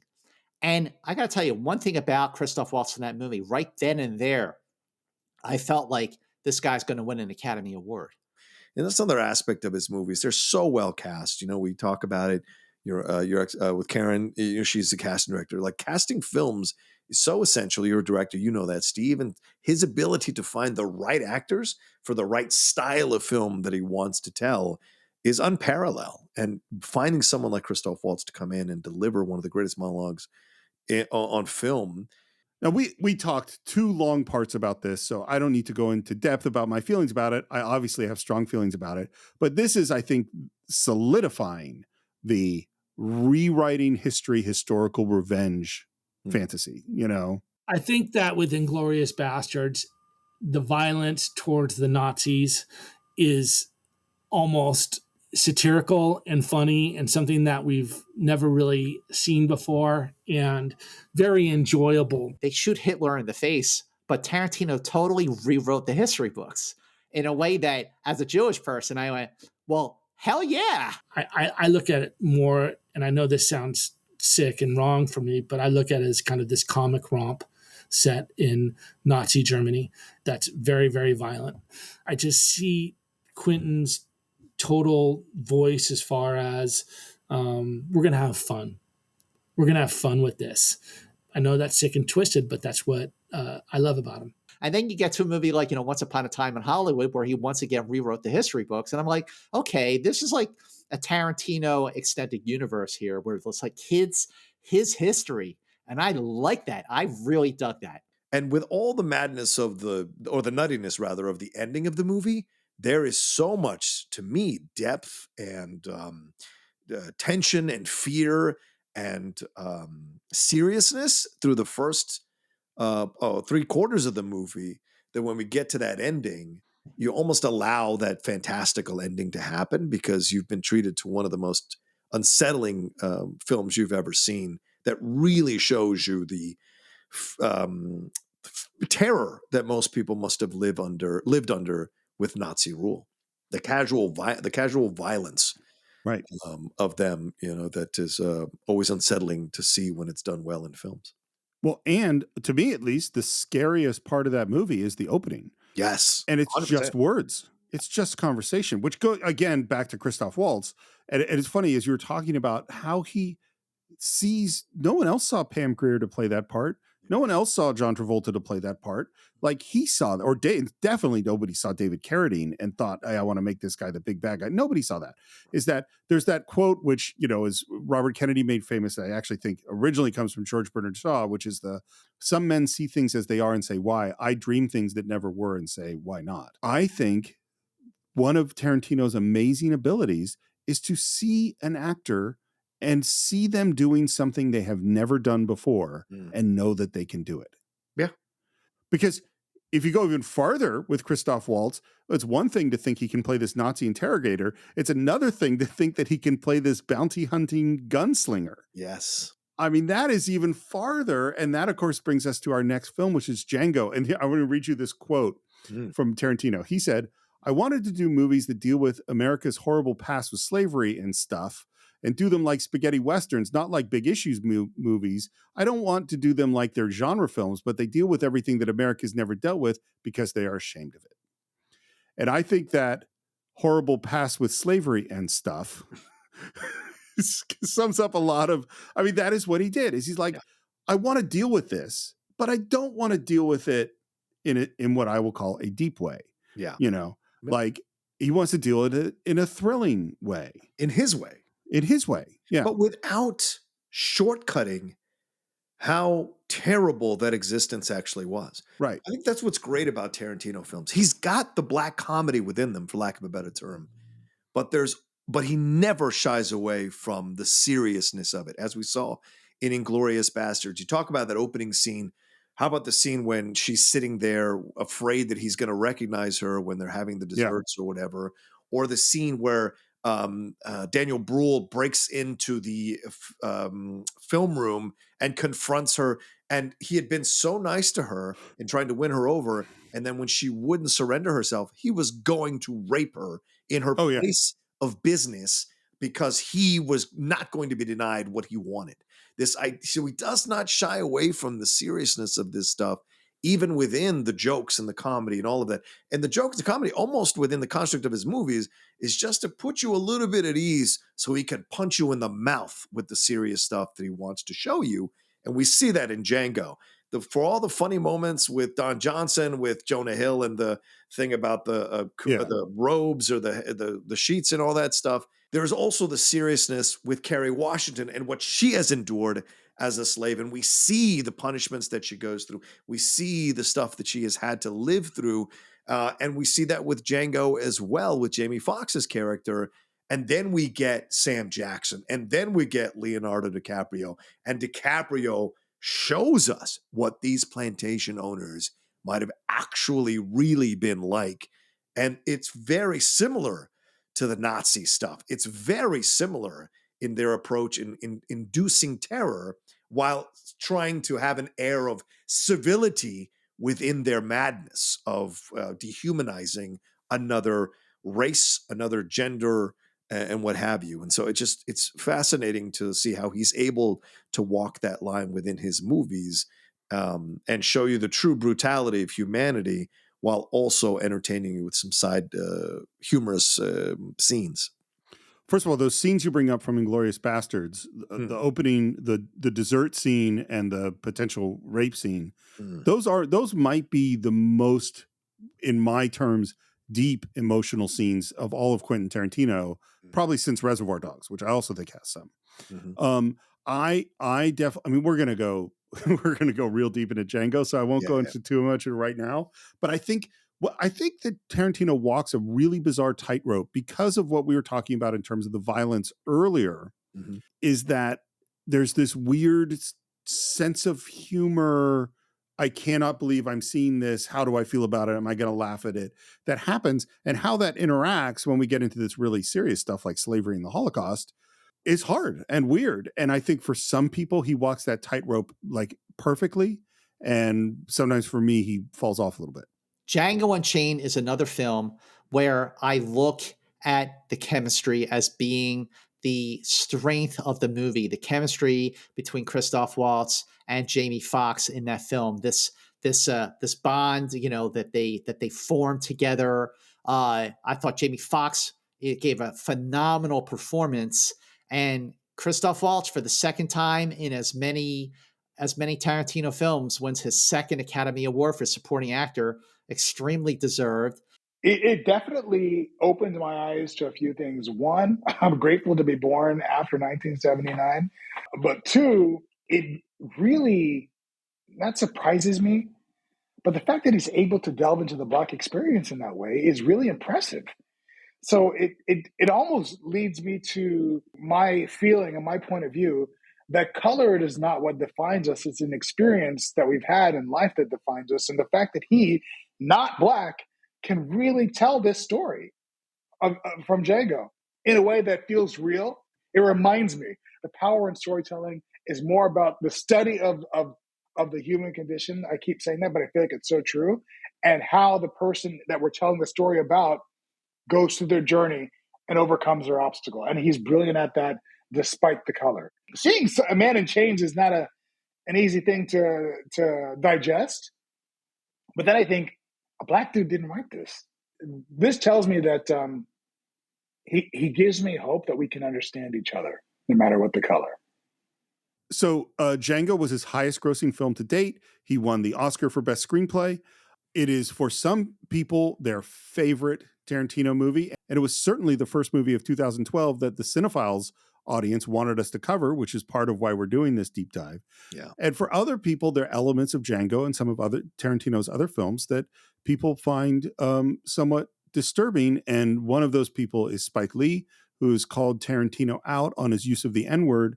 And John, I wanted to get, what are your thoughts on how Tarantino handles this? You know, it's very complicated because I certainly would never begrudge Spike Lee's opinion and point of view, of course, because he is a Black man. He's a man who's, you know, made a living trying to expose people to the Black experience, to, you know, he's created some of the most amazing films we're ever going to see that educates us as well as entertains us about the Black experience in our country and in our world.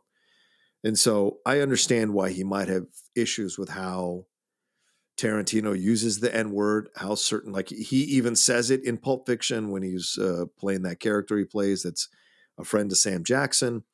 So I absolutely understand where Spike Lee is coming from. But I have to say this, in my opinion, when I've watched all of Tarantino's movies, I have never had an issue with the casualness with how some people use the N-word in his movies, because remember, as cool as you may think these characters are, 9 times out of 10, they're criminals.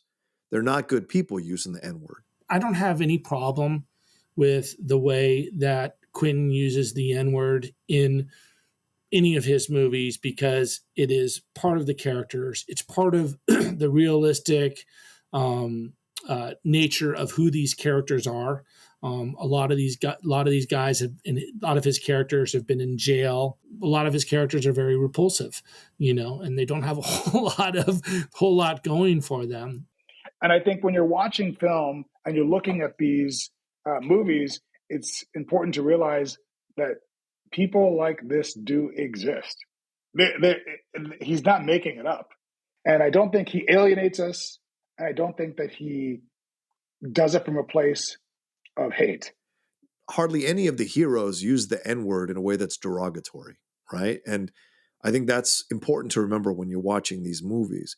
Who is using the N-words, how they're using them in the context of the scenes, and what's being promoted. And I don't think and I understand Spike's point that he's saying because some of the characters like Michael Corleone, people think are really cool, even though he does some pretty terrible shit. What Spike Lee is saying is you've made your characters, even though they're supposed to be villains, they're pretty cool villains. So therefore you're almost kind of rubber stamping the use of the N-word. What Tarantino's trying to show you is how these people actually talk. And we may not like seeing it. And I think that's what I'm saying. I think Spike Lee's got every right to feel uncomfortable about it. But Tarantino's trying to show us how these people actually speak and how they are and how they use that word still casually in conversation. We see it happen now all the time in our social media of people using that N word. People who look like just regular moms and dads walking down the street. We see them in their most heightened moments using the N word on camera to people of color. And he's just showing us how this has not gone away. People still use it all the time. And he's going to put it in his movies to showcase the authenticity with how people speak about Black people, unfortunately, still in our country and in our world. But again, I want to make this very, very clear for any of our African-American listeners, or any of our listeners, actually, regardless of color, who are offended by the way he uses the N-word. I absolutely respect that and support you in feeling offended by it or having issues with it. It's just, for me, I've always felt that it worked within the construct of the films that he's created. Over the years, I have come to see many people reacting negatively to Tarantino's use of the N-word, to Tarantino's depiction of race in his movies. I completely understand. I completely support that criticism. As a white male, I'm not the person to fight the battle, but I support who does fight the pushback or pushes back to Tarantino on that, because as these movies have gone on, it's gotten to a peak where the N-word is dropped many, many, many times. And it is, even for me, even for someone who appreciates the heightened reality and the heightened style of his movies, it's definitely much. It's definitely a lot. But again, there's something about his movies where, because everything is so heightened about them, and because it's not reality. I mean, look at what he did to Hitler in *Inglourious Bastards*. Look what happens, at the end of *Once Upon a Time in Hollywood*. So it's not reality. It definitely makes me uncomfortable, but there's something about it that doesn't make it as hard hitting as if it were just a more straightforward drama kind of thing, where it is reality.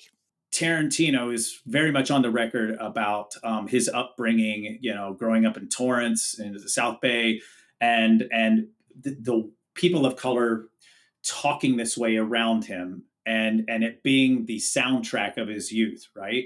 I don't particularly have a problem with that, because that is his experience and that's what he knows, and he's right, and he's writing the most honest and real characters that he possibly can. So I've been thinking about this a lot. And the first thing I want to say is, having read now about his background and where he came from. Now, I've never met Mr. Tarantino. I don't have any personal experience with Mr. Tarantino, but based on what I've read about his childhood, the idea that he is a racist who hates Black people seems fairly ridiculous. In fact, it seems much more that some of his most formative experiences happened within the African-American community. He admires that community, listened to how they talk, and that was thrilling and exciting. That's the first thing I'll say. So his use of dialogue, it feels so real, right? The way his characters talk to each other is so real, and it's so naturalistic. And so if he's got people of character talking the way that he, in his real life experiences, have heard them talk to and about each other, I find it hard to blame him for allowing his characters to talk that way in his films. Second thing I'll say, I've heard me mention this play I did called Brothers, about race relations years and years ago. The N-word was used in that play. We had long conversations about its use, and I always felt, and I'm the one who pushed for it to be used, because A, I felt it was appropriate to the scene at the moment of where this friendship had gone, and B, I felt was the person that it made look really terrible was the white actor who said that word. Not the white actor, of course, the character. Right. So the idea, and I 100% agree with you that, we're supposed to put the mirror up to nature, and some people use that word. And so it's ridiculous to say to a filmmaker, you can write a character like this, but this word is forbidden. That doesn't make sense to me. It's a dicey subject, right? And me as a white man, it's like, should I even be commenting on it? Who knows? I'm just trying to approach it more from a writer's point of view, where I go, if I want the opportunity, I want the freedom to be able to have my characters express themselves the way I see most honestly, and I think that's where Tarantino has always come from with it. I don't think the man is racist. I think that if he was, again, somebody like Samuel Jackson be like, "Hey, I'm not working with this guy ever again," and Samuel L. Jackson keeps showing up in all of his movies. Words do affect people, yes. And in general, things only affect you if you allow them to. And I don't feel like he's racist. I don't feel like he's bigoted or spirited to oppress Blacks. I think he has given several Black actors great platforms to pursue their art and then enrich them for it. I think, again, he's telling stories about people who are that way. And I don't believe that any white person should say that word, because there's so much pain involved in reality. When it comes to a movie, some people say that word because our society is just so sensitive now and so politically correct. And they have to understand that this is a movie and these are characters saying these words. So it doesn't bother me, but typically I'm not bothered. Like, if you want to use a word that's derogatory, no matter what that is, then that's more of a reflection on you. But I feel like he's telling a story. There are plenty of white trash he's showing in his stories. There's plenty of Italian trash he's showing in his stories. There's Black trash he's showing in his stories. He's not dedicating his life to making Black people look bad. He's exploring the human condition. And so the fact that criminals or a slave owner might use this word at a time where that word was commonly used, that I believe that Quentin Tarantino as an artist has a right to do that. What I do feel is that there is this thing that he loves, which is the, oh my God, I can't believe that just happened. Mm-hmm. And the thrill and the titillation of the violence, of the swearing that happens is a big part of Tarantino's movies.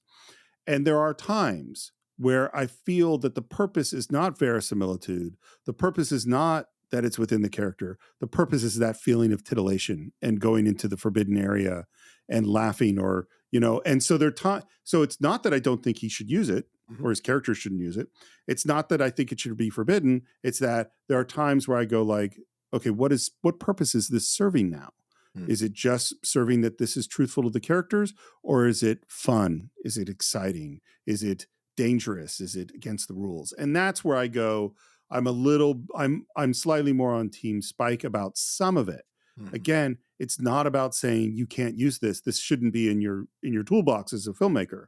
It's about, what is it doing? What is its purpose? Well, and this goes to the thing too. Same with the violence on some level, is that I'm told movies can be really violent, and that can be fun and exciting, but you have to acknowledge that I'm using violence to excite you, and using the N-word to excite and thrill people gets to be a weird space for me. Mm-hmm. I understand that.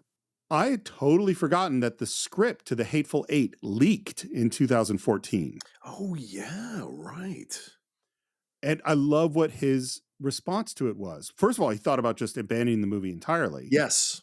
And then he decided to do a live staged reading of the leaked script and then rewrite it. What's your feeling about The Hateful Eight? I like The Hateful Eight a lot. Again, you're seeing a Tarantino film regardless of genre. It's a Western. I am the outlaw. I love Westerns. And I just thoroughly enjoy the writing and the dialogue and the interaction with all the characters in this movie and the pace with which the movie goes. I've seen some people complain about the opening 20, 30 minutes on the Stagecoach, and I love those opening 20 to 30 minutes on the Stagecoach. The only part that bothers me about the movie is Channing Tatum, who I think is the rare miscast in a Quentin Tarantino movie. I like the character and how it's connected to Jennifer Jason Leigh's character, but I think it's a horrible miscast because that dude cannot do Tarantino's dialogue. Cannot. And it doesn't work, and he's too pretty, and it takes him out of the movie, and it's frustrating when it appears. But again, Tarantino's ability to just essentially set a play within a house for the entirety of a movie and keep you enthralled the whole time is incredible. The Samuel Jackson's flashback to what he tells the story to Bruce Dern about what he did to his son is just incredible and unsettling. Even though it's the right kind of vengeance, it's an unsettling type of vengeance, and it's a way of maybe turning the camera back on you as the viewer. How much vengeance is too much vengeance? How far into vengeance should you go where you veer into the same territory that you're doing the same kind of thing that the other person did to you, and you can't tell the difference between the two of you anymore? I found that when I watched that sequence recently, I found that to hit me in the face a little bit as I was watching it. But the way again, Tim Roth, Demian Bashir, Kurt Russell, Jennifer Jason Leigh, Bruce Dern, Sam Jackson, Walt Goggins, an incredible cast across the board. And the way they banter with each other is so good. And the tension that he builds throughout and the switching allegiances and the changes throughout. This is the film that evokes Reservoir Dogs the most for me, because like Reservoir Dogs, it's either in the diner or it's in that factory place or wherever they're at. They're the warehouse. The same thing with Hateful Eight. And so I love that he kind of went back to that. And I think he absolutely nailed it, except for the Channing Tatum scene. It's so funny doing this show with you because it's like, oh, damn, John's making exactly the point I wanted to make, which is that where I wanted to start was where you ended, which is it's the closest to Reservoir Dogs and the most like a play. I would love if someday there was a Hateful Eight show on Broadway. I would so go see that. I would throw my money at it. I love the idea of Tarantino telling that entire story in one location. I love that he limited things, that he made everything much smaller, and yet manages to maintain his Tarantino-ness.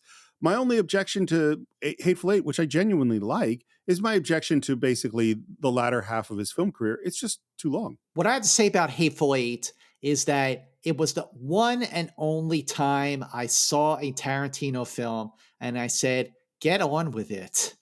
I just felt it was extremely indulgent, overly long.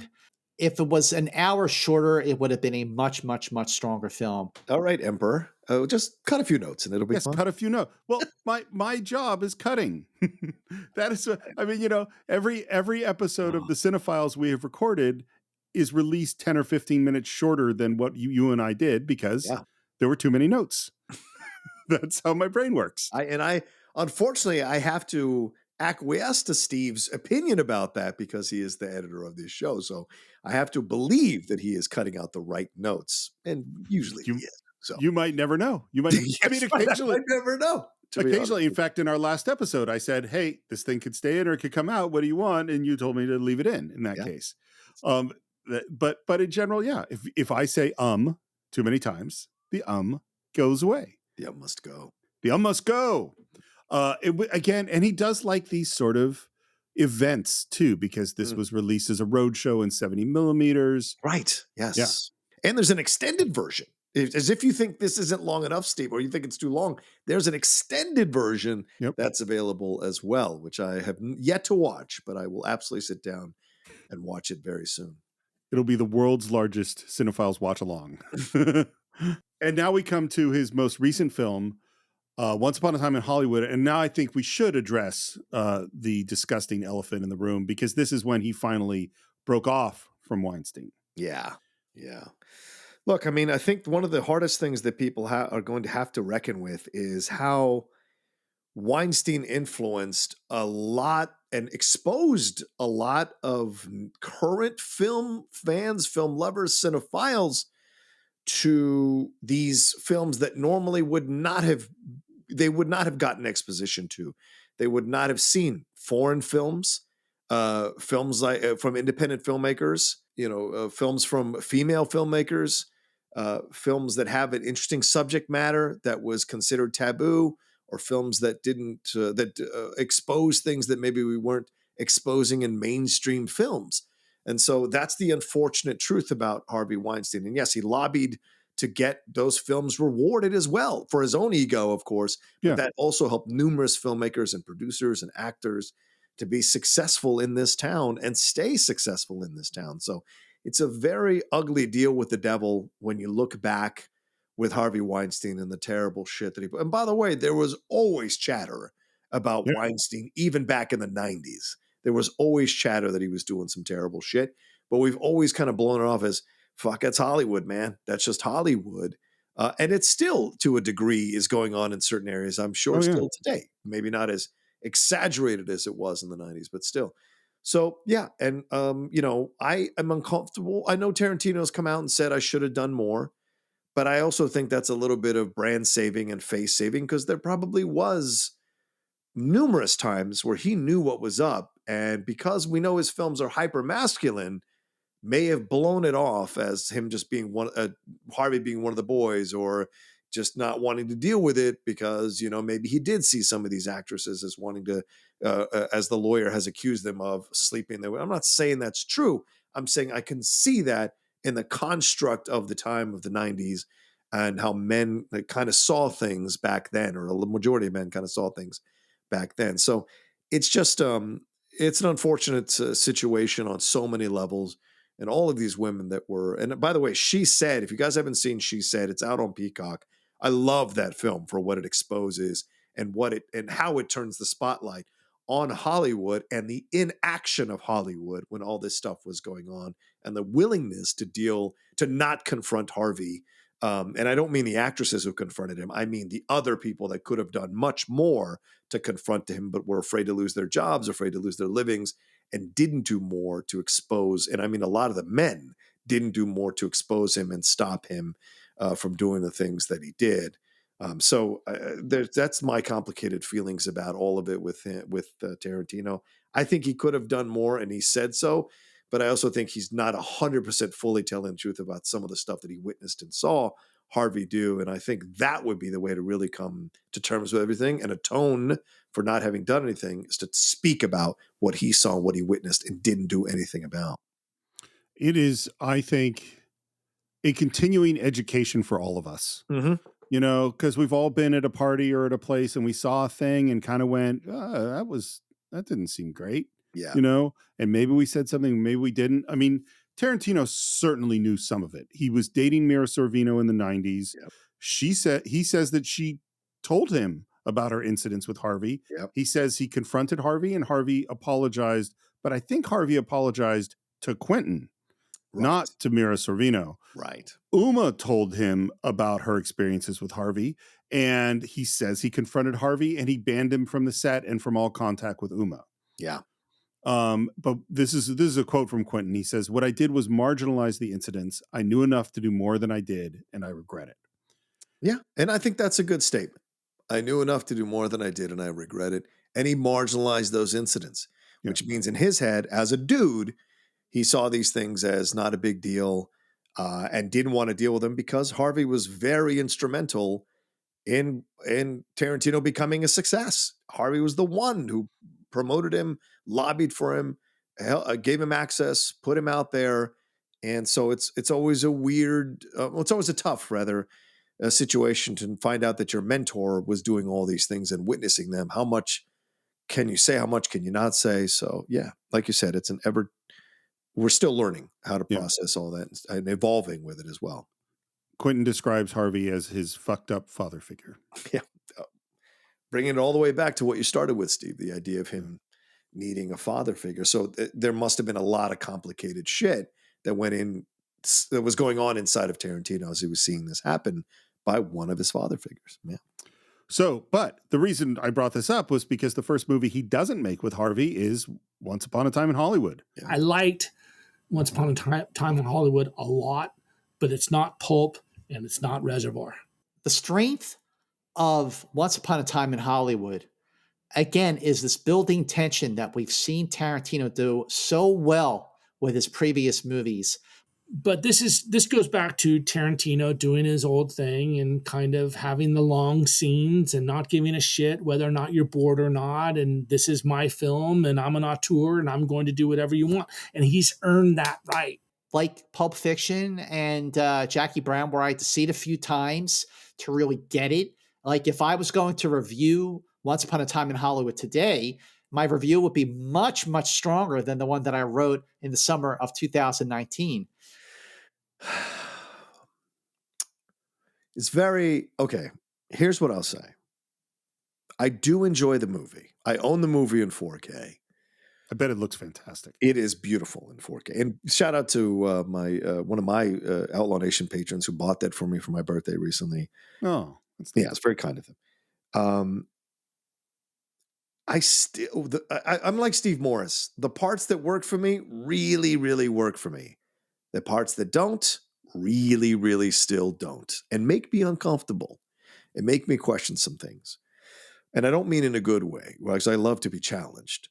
The first 3/4 of the movie, I enjoy almost all the way. I don't really understand the Sharon Tate stuff. I think he pays little to no attention to that. And when you cast someone like Margot Robbie, I'm surprised that there isn't more here. As you were saying earlier, more depth. Because if I'm supposed to be scared that these people are showing up to kill Sharon Tate, I need to connect to Sharon Tate more. And seeing her watch herself in a movie theater is not going to do it. Seeing her hanging out with Steve McQueen or whoever is not going to, or Roman rather, is not going to do it for me. I've got to really dive into that. And Margot Robbie can do that. As recently as Babylon, the film that's out now in theaters, she brings an incredible amount of soul and depth to the character that she plays in that movie. So you connect to her and you feel her journey all the way to the end. And I think in this movie, he gives her a little bit of short shrift. So the stuff with Brad Pitt and Leonardo DiCaprio is excellent. It's a great exploration of men at this age, men who are losing their mojo, men who have been famous and successful and great, who are now aging out of that time in their lives when they were that, men who are willing to be the beta to someone else's alpha, but still retain their alpha status when called upon, and also men who resort to violence in order to deal with certain things, and so to me, the film works with the relationship between DiCaprio and Brad Pitt. But when we get to that ending, the film absolutely falls the fuck apart for me. And I think this is Tarantino's mistake in the movie, is that he wanted you to do the research before you walked in to see the movie, so that when DiCaprio and Brad Pitt are killing those confused, fucked up Charles Manson people, it's because you knew in the history that they were going to kill Sharon Tate. And I think he should have done much more to establish the ferocity and the evilness of these people, so that when he's killing these women in brutal, brutal ways on his film, setting them on fire, smashing their faces into with cans of food, all these things that he's doing to these women is really uncomfortable for me to watch, because we haven't had it established that they're going to kill Sharon Tate and the reasons why. And the moment you could have done that, which is when Brad Pitt goes to that camp and sees the Manson kids essentially kind of using Bruce Dern or whatever, we don't see the real evilness of them come through in anything that they're doing. And Brad Pitt gets the best of the male figure there by kicking the shit out of him and making him change the flat tire on his car. So I think there's a mistake here in the overall construction of the movie that bothers me at the end. But everything up to the end, almost everything up to the end, I thoroughly enjoy. It's so funny because, of course, that's exactly how I feel about the sequence. But there are a lot of people who totally love it. They're genuinely funny. You have that final scene, the close to final scene where Brad Pitt is tripping on, I think it was an acid-laced cigarette. He's in a special place. Here comes Charlie Manson's kids. And the way he handles business while still being high as a kite, that whole scene plays so funny. Tarantino has a genuine sense of humor and comedy timing. That is also something that sets his films apart from that group of 90s writer-directors that he came up with. You watch DiCaprio take out this flamethrower and cook this girl who's coming to his house to kill them. And even though it's so extremely violent, you're rooting for her to get what she deserves, because we as the audience know they were coming here to murder them. So I have a lot of thoughts about this film. The first thing, just to start kind of where you left off, is if you're talking about the Holocaust or slavery, I don't have to teach my audience anything about why those are horrible things. Yeah. But most of the audience actually doesn't know the story about the Mansons. Right. And from the scene with, the interrogation at the very beginning of Inglourious Bastards, I know the threat. I understand that this guy's going to kill these people and he's after Jews. I totally get it. Right. And from entering the world of the Deep South and Django, I can see the horribleness of slavery. I see the horribleness of slavery throughout that film. Mm-hmm. So I don't need to be explained why we need revenge. I've never seen the Manson people do anything Right. in that movie. Yes. So there is no I don't, of course, intellectually, I know who the Mansons are. Right. So I understand that. You know that. You know the history of them. Right. Because we as the audience know what really happened and that these awful people got away with murdering a house full of people. It's kind of funny how you're like, yeah, I actually want to see them get the worst possible. I want to see the worst possible outcome for them because I know in the real world there were awful murdering a-holes, and maybe as moviegoers, there's something cathartic for us to be able to watch somebody who did some awful shit in real life just get their just desserts when they didn't get them in the real world. I find that movie, I was watching the movie. Yeah. And I'm watching, like, there's shots of Brad Pitt driving and the camera's kind of behind his head and he's driving and I'm watching him driving and I'm going, this might be the most beautiful driving shot I have ever seen. Yeah. Yeah. And then I would go, why am I looking at this driving shot? Yeah. And that happened throughout. Margot Robbie going to see herself in the movie theater and sitting in that theater. I'm like, she is sparkling and glowing and this is amazing. And why am I watching this? Like, I had that throughout the whole movie. I'm going, what the fuck is this movie about? Because the movie has nothing to do with the Mansons. The climax has to do with the Mansons. Right. Exactly. When we get to DiCaprio and the whole scene on the TV shoot, yeah, his performance is astounding. 100%. 100%. One of the things that I'll never forget is Leonardo DiCaprio staring in the mirror and that long shot of him trying to get his lines in the trailer, and the vulnerability of age, the vulnerability of losing yourself and trying to be better is something that I think he does a really good job at. And this is deep. That's where I go, oh, there's depth and human character. And everything that's happening. So, and again, I'm going like, what the fuck is this movie about? Like, why am I, what am I, even though I go like, this is amazing. Yeah. What am I watching? I was so confused by Once Upon a Time in Hollywood. And then there's this weird, and I was thinking about it, and this maybe is more thematic, is that, again, we go back to these masculine figures. Yes. There's a lot of father figures, with Django and Christoph Waltz. There's a lot of, and it's classic pre-1975 masculinity. Mm-hmm. Obviously, there's a macho-ness to them. To the men, there is a confidence. I think that the way that he portrays men is from a very aggressive point of view. And I think that's good. I think that adds to drama.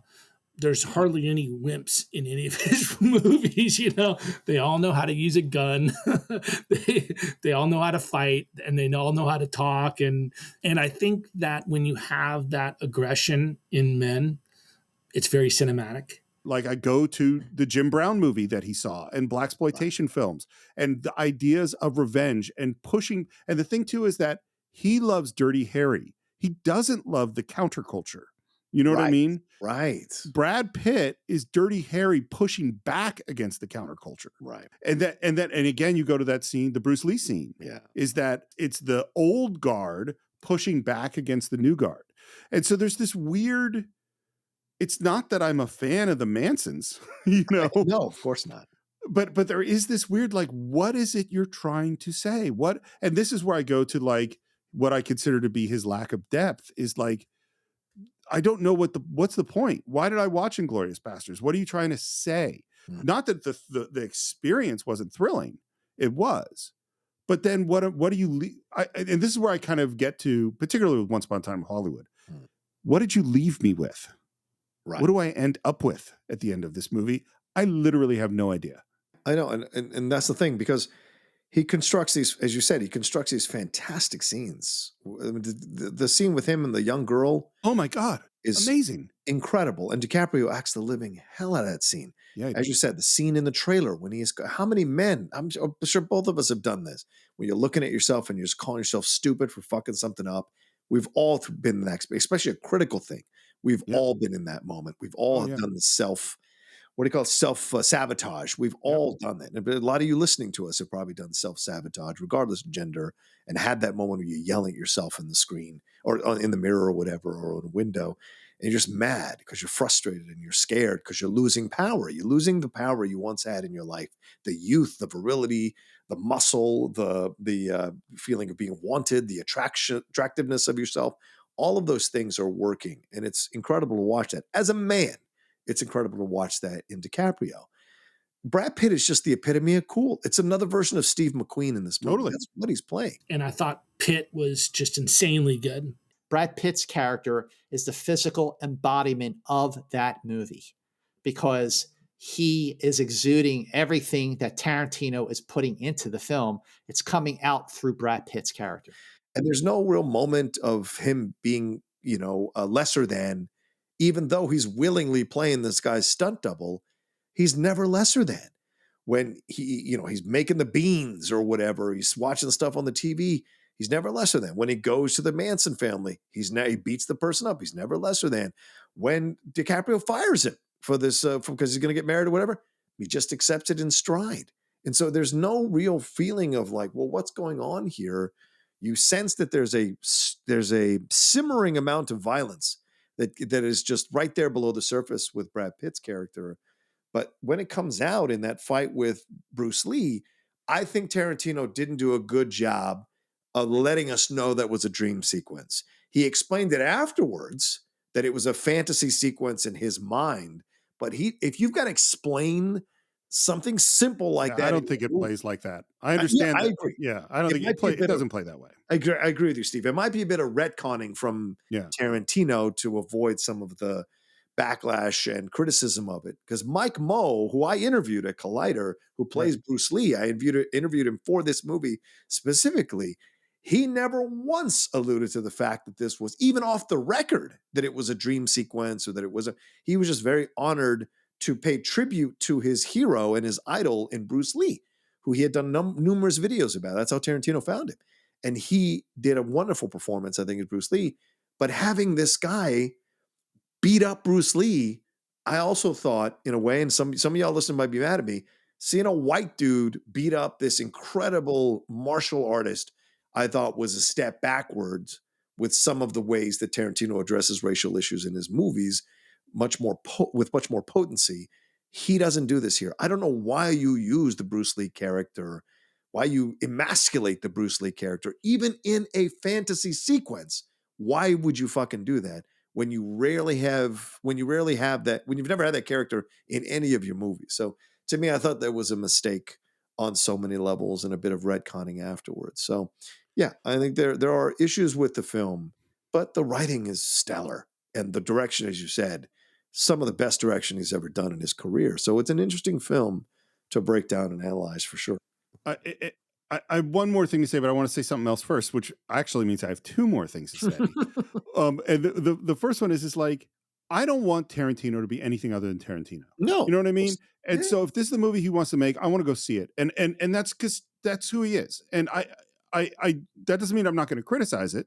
Right. If I have criticisms, I will. But I want Tarantino to be Tarantino. The other thing I was going to say is I was looking at just my list of influences and people and, things like Travis Bickle and Taxi Driver and Ethan and The Searchers, which is another one that like you could see.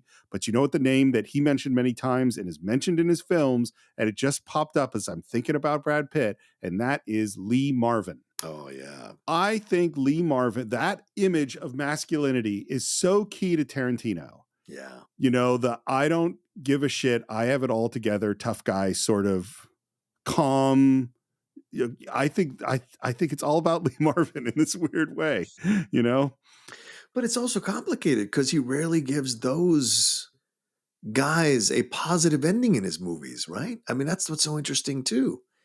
Like, even if you look at Reservoir Dogs, Michael Madsen is the one that has that Lee Marvin kind of vibe, and he gets shot to death by two. And he's a psychopath. He's a psychopath, but right. He's a psychopath. Yes, exactly. Even in this film, even in the Brad Pitt, even in some Once Upon a Time in Hollywood, if you can connect that maybe Lee Marvin-ish vibes to Brad Pitt, he's got those moments, but he comes off as, in my opinion, a brutally violent guy who would be very uncomfortable to know in real life, and is also quite happy living a substandard existence. So it's interesting. It's weird. And I only saw it once in the theater, but isn't there the whole flashback about whether or not Brad Pitt might have killed his wife or Killed something his like that? wife, exactly, Yeah. by shooting her with a whatever they use that gun to shoot animals with out in the water. I don't know what that gun was that he was using, but yeah. So did he do that? Did he kill his wife? So there's that unsettling nature of it all, you know. So yeah, Well, yeah. and maybe this just goes to just something we can speculate on with Quentin Tarantino, which is the difference between the thrill of the moment and the point of the film. And if it comes to the thrill of the moment, he's among the best there is. Yes. You know, and when it comes to what we walk away with, that's where sometimes I go, sometimes there was a lot there and maybe sometimes less so. I want to talk, we've reached his last film. I want to talk a little bit about some of the other things he's done, which is one of the things he's done is brought a lot of foreign films, Hong Kong films and stuff like that to this country. He's worked as a producer. He's helped other filmmakers do stuff. In 2010, he bought the New Beverly Cinema, which is for people who don't know, in Los Angeles. This was the movie theater that showed the old movies on 35 millimeter, and it was bankrupt and going under, and he bought it. And he says, as long as I'm rich, the New Beverly will be there showing movies on 35 millimeter film. He actually recently bought the Vista Theater right near my house over in Los Feliz, and he's going to show films there too, that's just great. Yeah. He is also more and more being a film critic. I saw some of his interesting takes. For instance, would you like to know what Quentin Tarantino's favorite Steven Spielberg movie is? Oh my God. Sure. What is it? Indiana Jones and the Temple of Doom. Okay. Psycho 2 is better than Psycho 1. Crystal Skull is better than Last Crusade. Oh my God. So, but the reason I bring these things up is like Tarantino is Tarantino. Like, yes, I agree. 100%. He likes, and what he likes is not, he loves blaxploitation films. Most of those films are not good. They have their points to them, but in terms of what we would consider great films, they're not that good. Right. So I trust Tarantino to suggest films to me. I don't trust Tarantino to criticize films for me. That's what I would say. Yes, I think that's a great answer, because if you went to him and said, I want a really gory slasher film, he'd give you a great recommendation. I also think if you said, I want a really make me cry romantic film, I bet he'd also give you a great recommendation. Mm-hmm, mm-hmm. But if you asked for his opinion on which is the best Indiana Jones film, not so much. Right. Yeah. Because it isn't Temple of Doom. Yeah. Definitely not Temple of Doom. And it ain't the Crystal Skull either. Yeah, exactly. Peter Bogdanovich calls him the single most influential director of his generation. I think that's 100% accurate. I think of his generation. That's the clarification, right? Of his generation. We're not talking Scorsese. We're not talking Lucas or Spielberg. We're talking 90s filmmakers, and 100% I think it is. Well, how would you say that he has influenced cinema? Well, I think he's pushed cinema to open the door to independent filmmakers, to seeing, to discover the magic of those points of views. I think even now, as we're seeing big IP pictures swallow up the movie theaters, swallow up the multiplexes, there are these independent filmmakers from multiple countries who have probably been influenced by Tarantino to tell these quieter stories, or these stories that move back and forth in time, or stories that are influenced by films that they saw in the 90s or what have you. And we're seeing now the after effects of that. And I think Tarantino made it okay. He made it possible for these filmmakers to find mainstream distribution.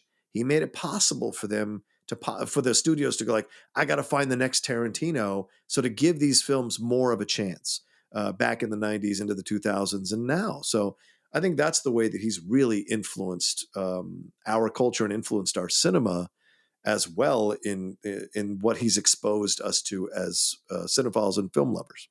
And I must say, now that I'm reading my own notes on that, every movie that I've written and directed has had nonlinear flashbacks in it. So I would have to say, yes, he has impacted me. Obviously, the structure. And I probably subconsciously stole structure for American History X a little bit based on, what he had done with Reservoir Dogs and Pulp Fiction and, most of his movies. Up to that point, when you get to like 98 or 99, when I really started like writing long reviews and taking notes during movies, which I still do to this day, that was because of the nonlinear structure that you saw in Pulp Fiction and in Jackie Brown. I think about it in a way like, how can I observe this film in a deeper way? And also, what Tarantino has done for me is realize that it is better to see a movie more than once, because you get more out of it when you see it again and again. Like Pulp Fiction, when you're watching a movie like that for the first time, you don't know what you're in for. You don't know like the timeline of it. So you got to go back and see it again to make sure it all works. And of course it does. I'm going to say something which might sound strange, which is I know that I've been maybe more critical of Mr. Tarantino throughout this conversation than people might have expected. Yeah. But not only do I think that he was incredibly influential, I wish he was more influential. And here's what I mean by that. So first of all, in terms of the topics that we covered and the way we covered topics in film, in terms of violence, in terms of language, in terms of, messing with the form, in terms of nonlinear storytelling, in terms of all those things, I think Quentin Tarantino flipped the film industry upside down.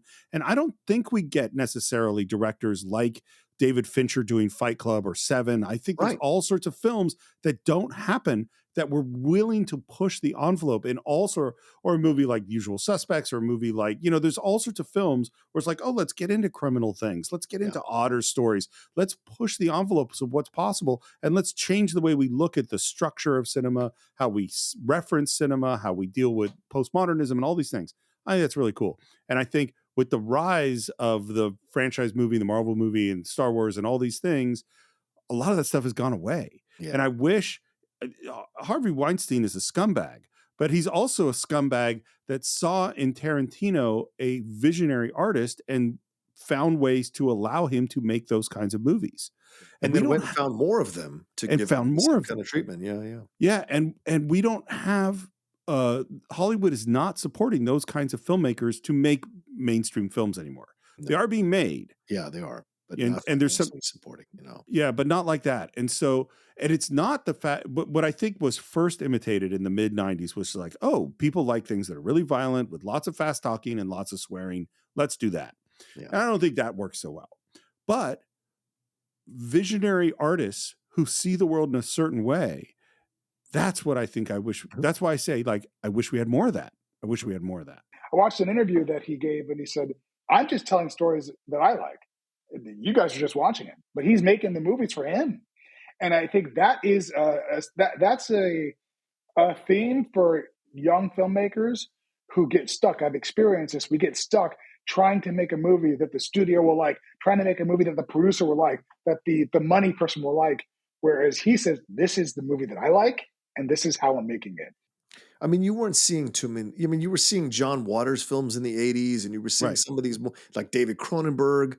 Right. But you weren't seeing what Tarantino did in the 90s. Like, you weren't seeing that. And I think that's where things changed, and that influenced so many as we see now. And from multiple countries, by the way. We're seeing incredible films from Iceland and from other countries that even even closer to home, like Mexico, that are influenced by what Tarantino did. And I think we've seen TV series that are influenced by what Tarantino did as well. So what would you say then to people who think that Tarantino is actually overrated? So over these last 30 plus years of being a Tarantino fan, and by that I mean I've seen his movies many, many, many times. I've also started to hear and read on social media, people saying Tarantino is, brace yourself, overrated. My response to that assessment of Tarantino is, you're overrated to say that. Anytime someone says someone's overrated, that person who they're speaking of has had an impact to cause you to speak about them. So the mere question indicates that he's not overrated. He's impactful culturally and to the industry. Because in no way do I think a director whose every film now is met with such glee and anticipation, that does not come from a filmmaker whose movies are overrated. That comes from a filmmaker whose movies are, even after all of this, underrated. His film career, he hasn't always been perfect, but he's been pretty damn close. I think he's probably batting about 7 or 800. And, if you are batting 7 or 800 in a baseball game, you are considered the greatest baseball player of all time. Like I said earlier, he's a brand unto himself.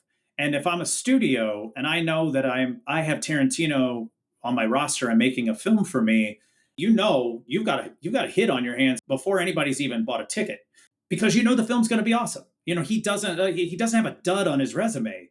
Imagine 10, maybe 20 years from now, after time has given his body of work a form of perspective, when you can see something as a body of work and you can see the influence of certain films on movies, on TV, on pop culture. I can't wait, and I hope I am alive to see the day where those books and those documentaries are made about Tarantino, because I think we are still wrapping our heads around Tarantino.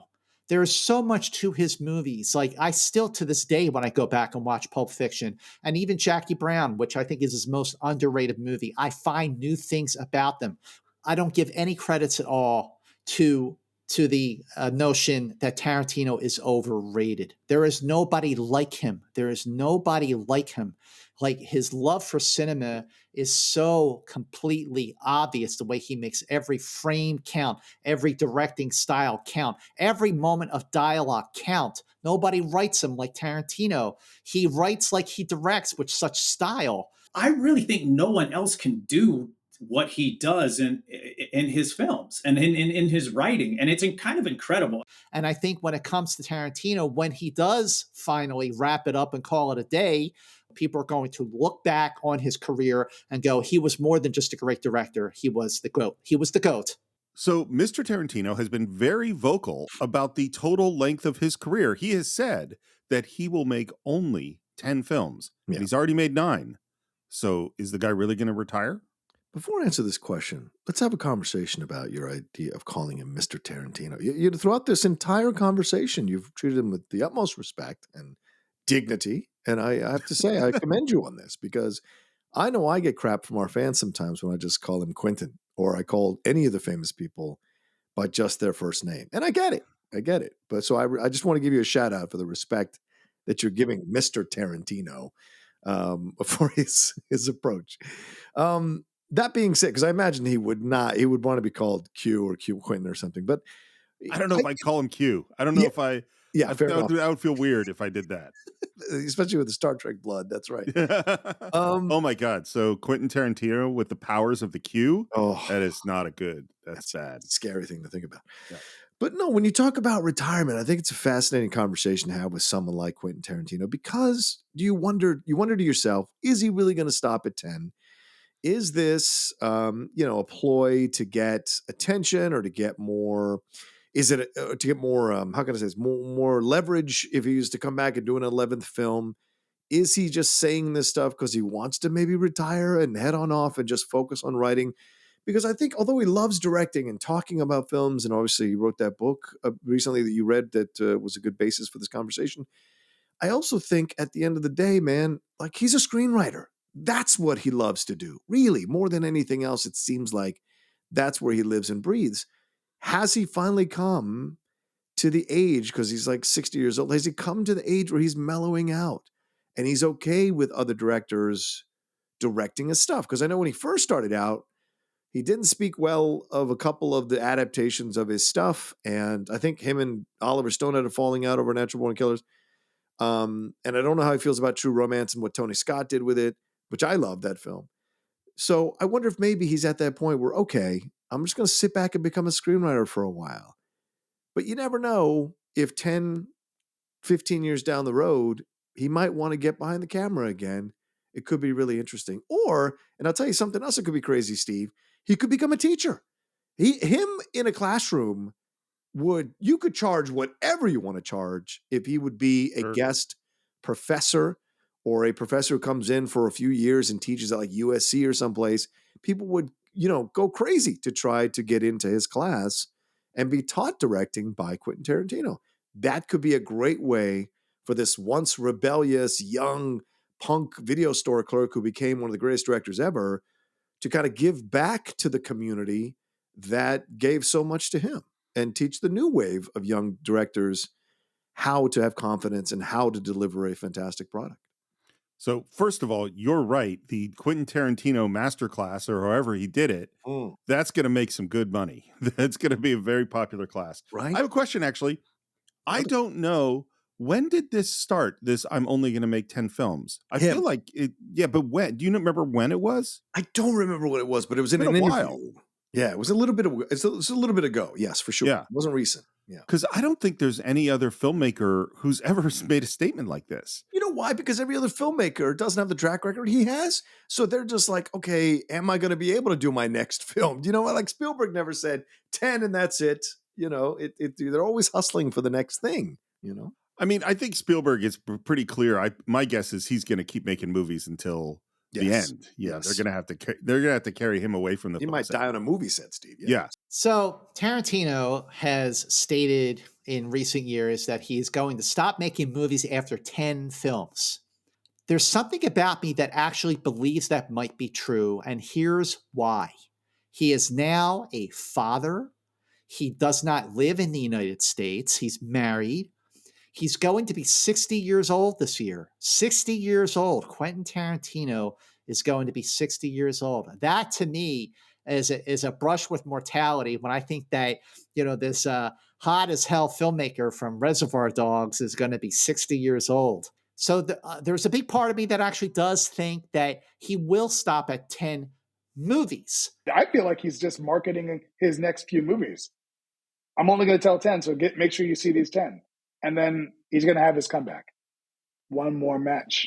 It's genius for him to say, you know, because the moment he comes out of retirement, whatever studio to do his next movie, they're going to back up the Brinks truck for him and give him whatever he wants. If I was Quentin Tarantino, after every movie I did, I said I would retire. I think it's such an odd thing. And the first thing I would say is, like, we say a lot of stuff when we're younger. Yes. That maybe when we get a little older, you kind of say no. The other thing I keep thinking about is that it's just almost no athlete ever retires from the ring or whatever their sport is at the right time. They always want one more game. And so the idea that Tarantino is going to make this 10th film and then just be like, I'm done, and walk away and never. I mean, I know for me. Yeah. I can't not come up with ideas and things that would be interesting in projects I want to do. Right. Now, I'm not in any way comparing myself to Q, but I know, I assume that he's the same way. I mean, he's got to have ideas coming out of everything. John, I think that storytellers, they have a sickness, and that sickness is to get that story out of their head and into a place that they can experience it. I think Quentin Tarantino is plagued with the gift of storytelling, and I cannot imagine that he will find a way to express himself with the same level of expertise and specificity that he does in making movies. That man was put on this earth to write screenplays and make films, and I can't see why, if he's got perfect health and there's not some other great new adventure that is going to take his time up in the way that writing and making films does, I can't see him staying away forever. But he's so into telling movies his way. I cannot imagine him just going to Bali and relaxing on a beach. I think he's going to be telling stories his whole life. There's going to come a time where that ache to be behind the camera and to be writing 180-page scripts is going to come roaring back. And it'll be amazing. We'll all be like, Tarantino's back, fantastic. And it'll probably make $400 million because, it probably won't be a Tarantino film for a decade. But, everybody and their brother will go see it when he comes back. Maybe it'll be Kill Bill 3. Wouldn't that be an amazing thing to check out? If he does retire, I'd be shocked. Here's his exact quote to GQ. This was for Once Upon a Time in Hollywood. He said, "I think when it comes to theatrical movies, I've come to the end of the road. I see myself writing film books and starting to write theater, so I'll still be creative. I just think I've given all I have to give to movies." So I can understand that point of view. And I hear what you're saying, Steve, but you haven't had the experience he has, right? No. Your stuff has not been optioned and made, and you've been at the Oscars and won awards and been on the grind of the movie Keep sets. rubbing it in, man. No, Just I'm like just saying that, when you experience all of that combined with writing and being driven to create these fantastic screenplays and then having to one up yourself, and when you don't, getting vilified by the critics and the fans that you've come to create an expectation of greatness with, then that can get on your nerves. And he's, like I said, he's 60 years old. Maybe he's just at that age where it's like, you know what, I'm just going to sit back here and become this reclusive hermit who writes all this stuff and gets into all this stuff, and he goes back to who he was from the beginning. I mean, I think it would be hilarious if he ended up becoming like a manager of a video store for a while. Like, I think it would be hilarious to see Quentin go back to where he started. It would be a story within itself about his life if he ended up doing that. And certainly we know there are artists who at the tail end of their careers regress back into this simulated hermitude because they've had enough and they've lived everything you could possibly live as an artist in their chosen field, and they just want to relax now and not deal with all the drama of it anymore, because it can be all-consuming and exhausting, I imagine. Well, it's so funny. I mean, like, you are 100% right that I haven't had any of the experiences that Tarantino has had, but I don't want to have really very much to do with Hollywood at all. So, like, yeah. I mean, like, the idea of like going to work for a studio and going through all that crap to make a movie. Yeah. I get it. Right. So I will say, on behalf of the Cine-Files, we wish Mr. Tarantino well. Yes, absolutely. What do you think, though? But you didn't answer the question. Let me do all the talking. What do you think? Do you think he will quit after a 10th movie? Do you think this is leverage? Do you think this is a ploy? Or do you think he really means it? You've read his book, so... in his book, it seemed really clear he wanted to write more books. Like, Okay. that is one thing. Okay. I think, and what's interesting about Tarantino too, is that he hasn't made that many movies. I mean, Yes, 9 films, Yeah. 9 films over 30 years is not a lot of movies. And so my guess, and as far as I know, is there even a rumor of what the next movie is? There is all kinds of speculation, because he's mentioned the Star Trek thing. Right. And he's mentioned a couple of the things, but with Tarantino, only he knows what his 10th movie will be. Right, but there's nothing in the development that we know about for Zero. sure. Yeah. So that means it's going to be a few years at least until the next one. So my feeling is, I think he will stop, and then I think 12 years from now he'll do one more. That's my gut. Well, nothing says his 10th movie has to be now. It could be 15 years from now, his 10th movie, which is very possible. So then what are your final thoughts? I don't know if it's final thoughts. What are you? Let me ask you the question in a different way. We are about to spend another month probably talking about Tarantino with Reservoir Dogs and Django. What are you excited about? What are you excited about spending so much time with Mr. Tarantino? I think what I'm always excited about when we spend time with the director is the discoveries that we're both going to have as we walk down this path. That we, because Steve, you and I have very strong opinions about movies. That's why we do the Cine-Files and why we enjoy having discussions. But we also create space to understand each other's points of views, or some of our viewers or listeners' points of views. Even the ones where you're incorrect. Yes, exactly. And I've made a card for you for that. But yes, and we have these strong opinions, but we're always amazed at what we discover as we dive into a movie, either by the facts or the research or conversations when we're looking at films in a certain way and the interpretation of them. So this is what I'm looking forward to, is discovering even more about why I enjoy Tarantino and being open to some of the things that make me uncomfortable about Tarantino, and be more concrete in my analysis of both of those things as I climb out of this season of Tarantino with you. I think the thing I'm most excited about, in a weird way, more than any other director we've jumped into since Coppola, is we are entering a world. Mm-hmm. Do the Right Thing and Malcolm X are both clearly Spike Lee films, but the worlds they exist in are very, very different. Yeah. Whereas this is Tarantino. We're about to enter his world. And for me, at least, that's a world of tremendous craftsmanship, incredible dialogue, and intensely personal artistic vision, and a lot of stuff that could be really thrilling. Yeah. So I think this is going to be a hell of a season of Tarantino. Oh, look at the big brain on Steve. Yeah, okay. So that's where we're beginning our journey. Of course, we'd love to hear your thoughts. You can visit us on our Facebook page. You can search for us, Cine_Files on Twitter, Cine-Files Podcast on Instagram. Subscribe to the show at all the usable places, on Apple Podcasts, on YouTube, on Stitcher, Spotify.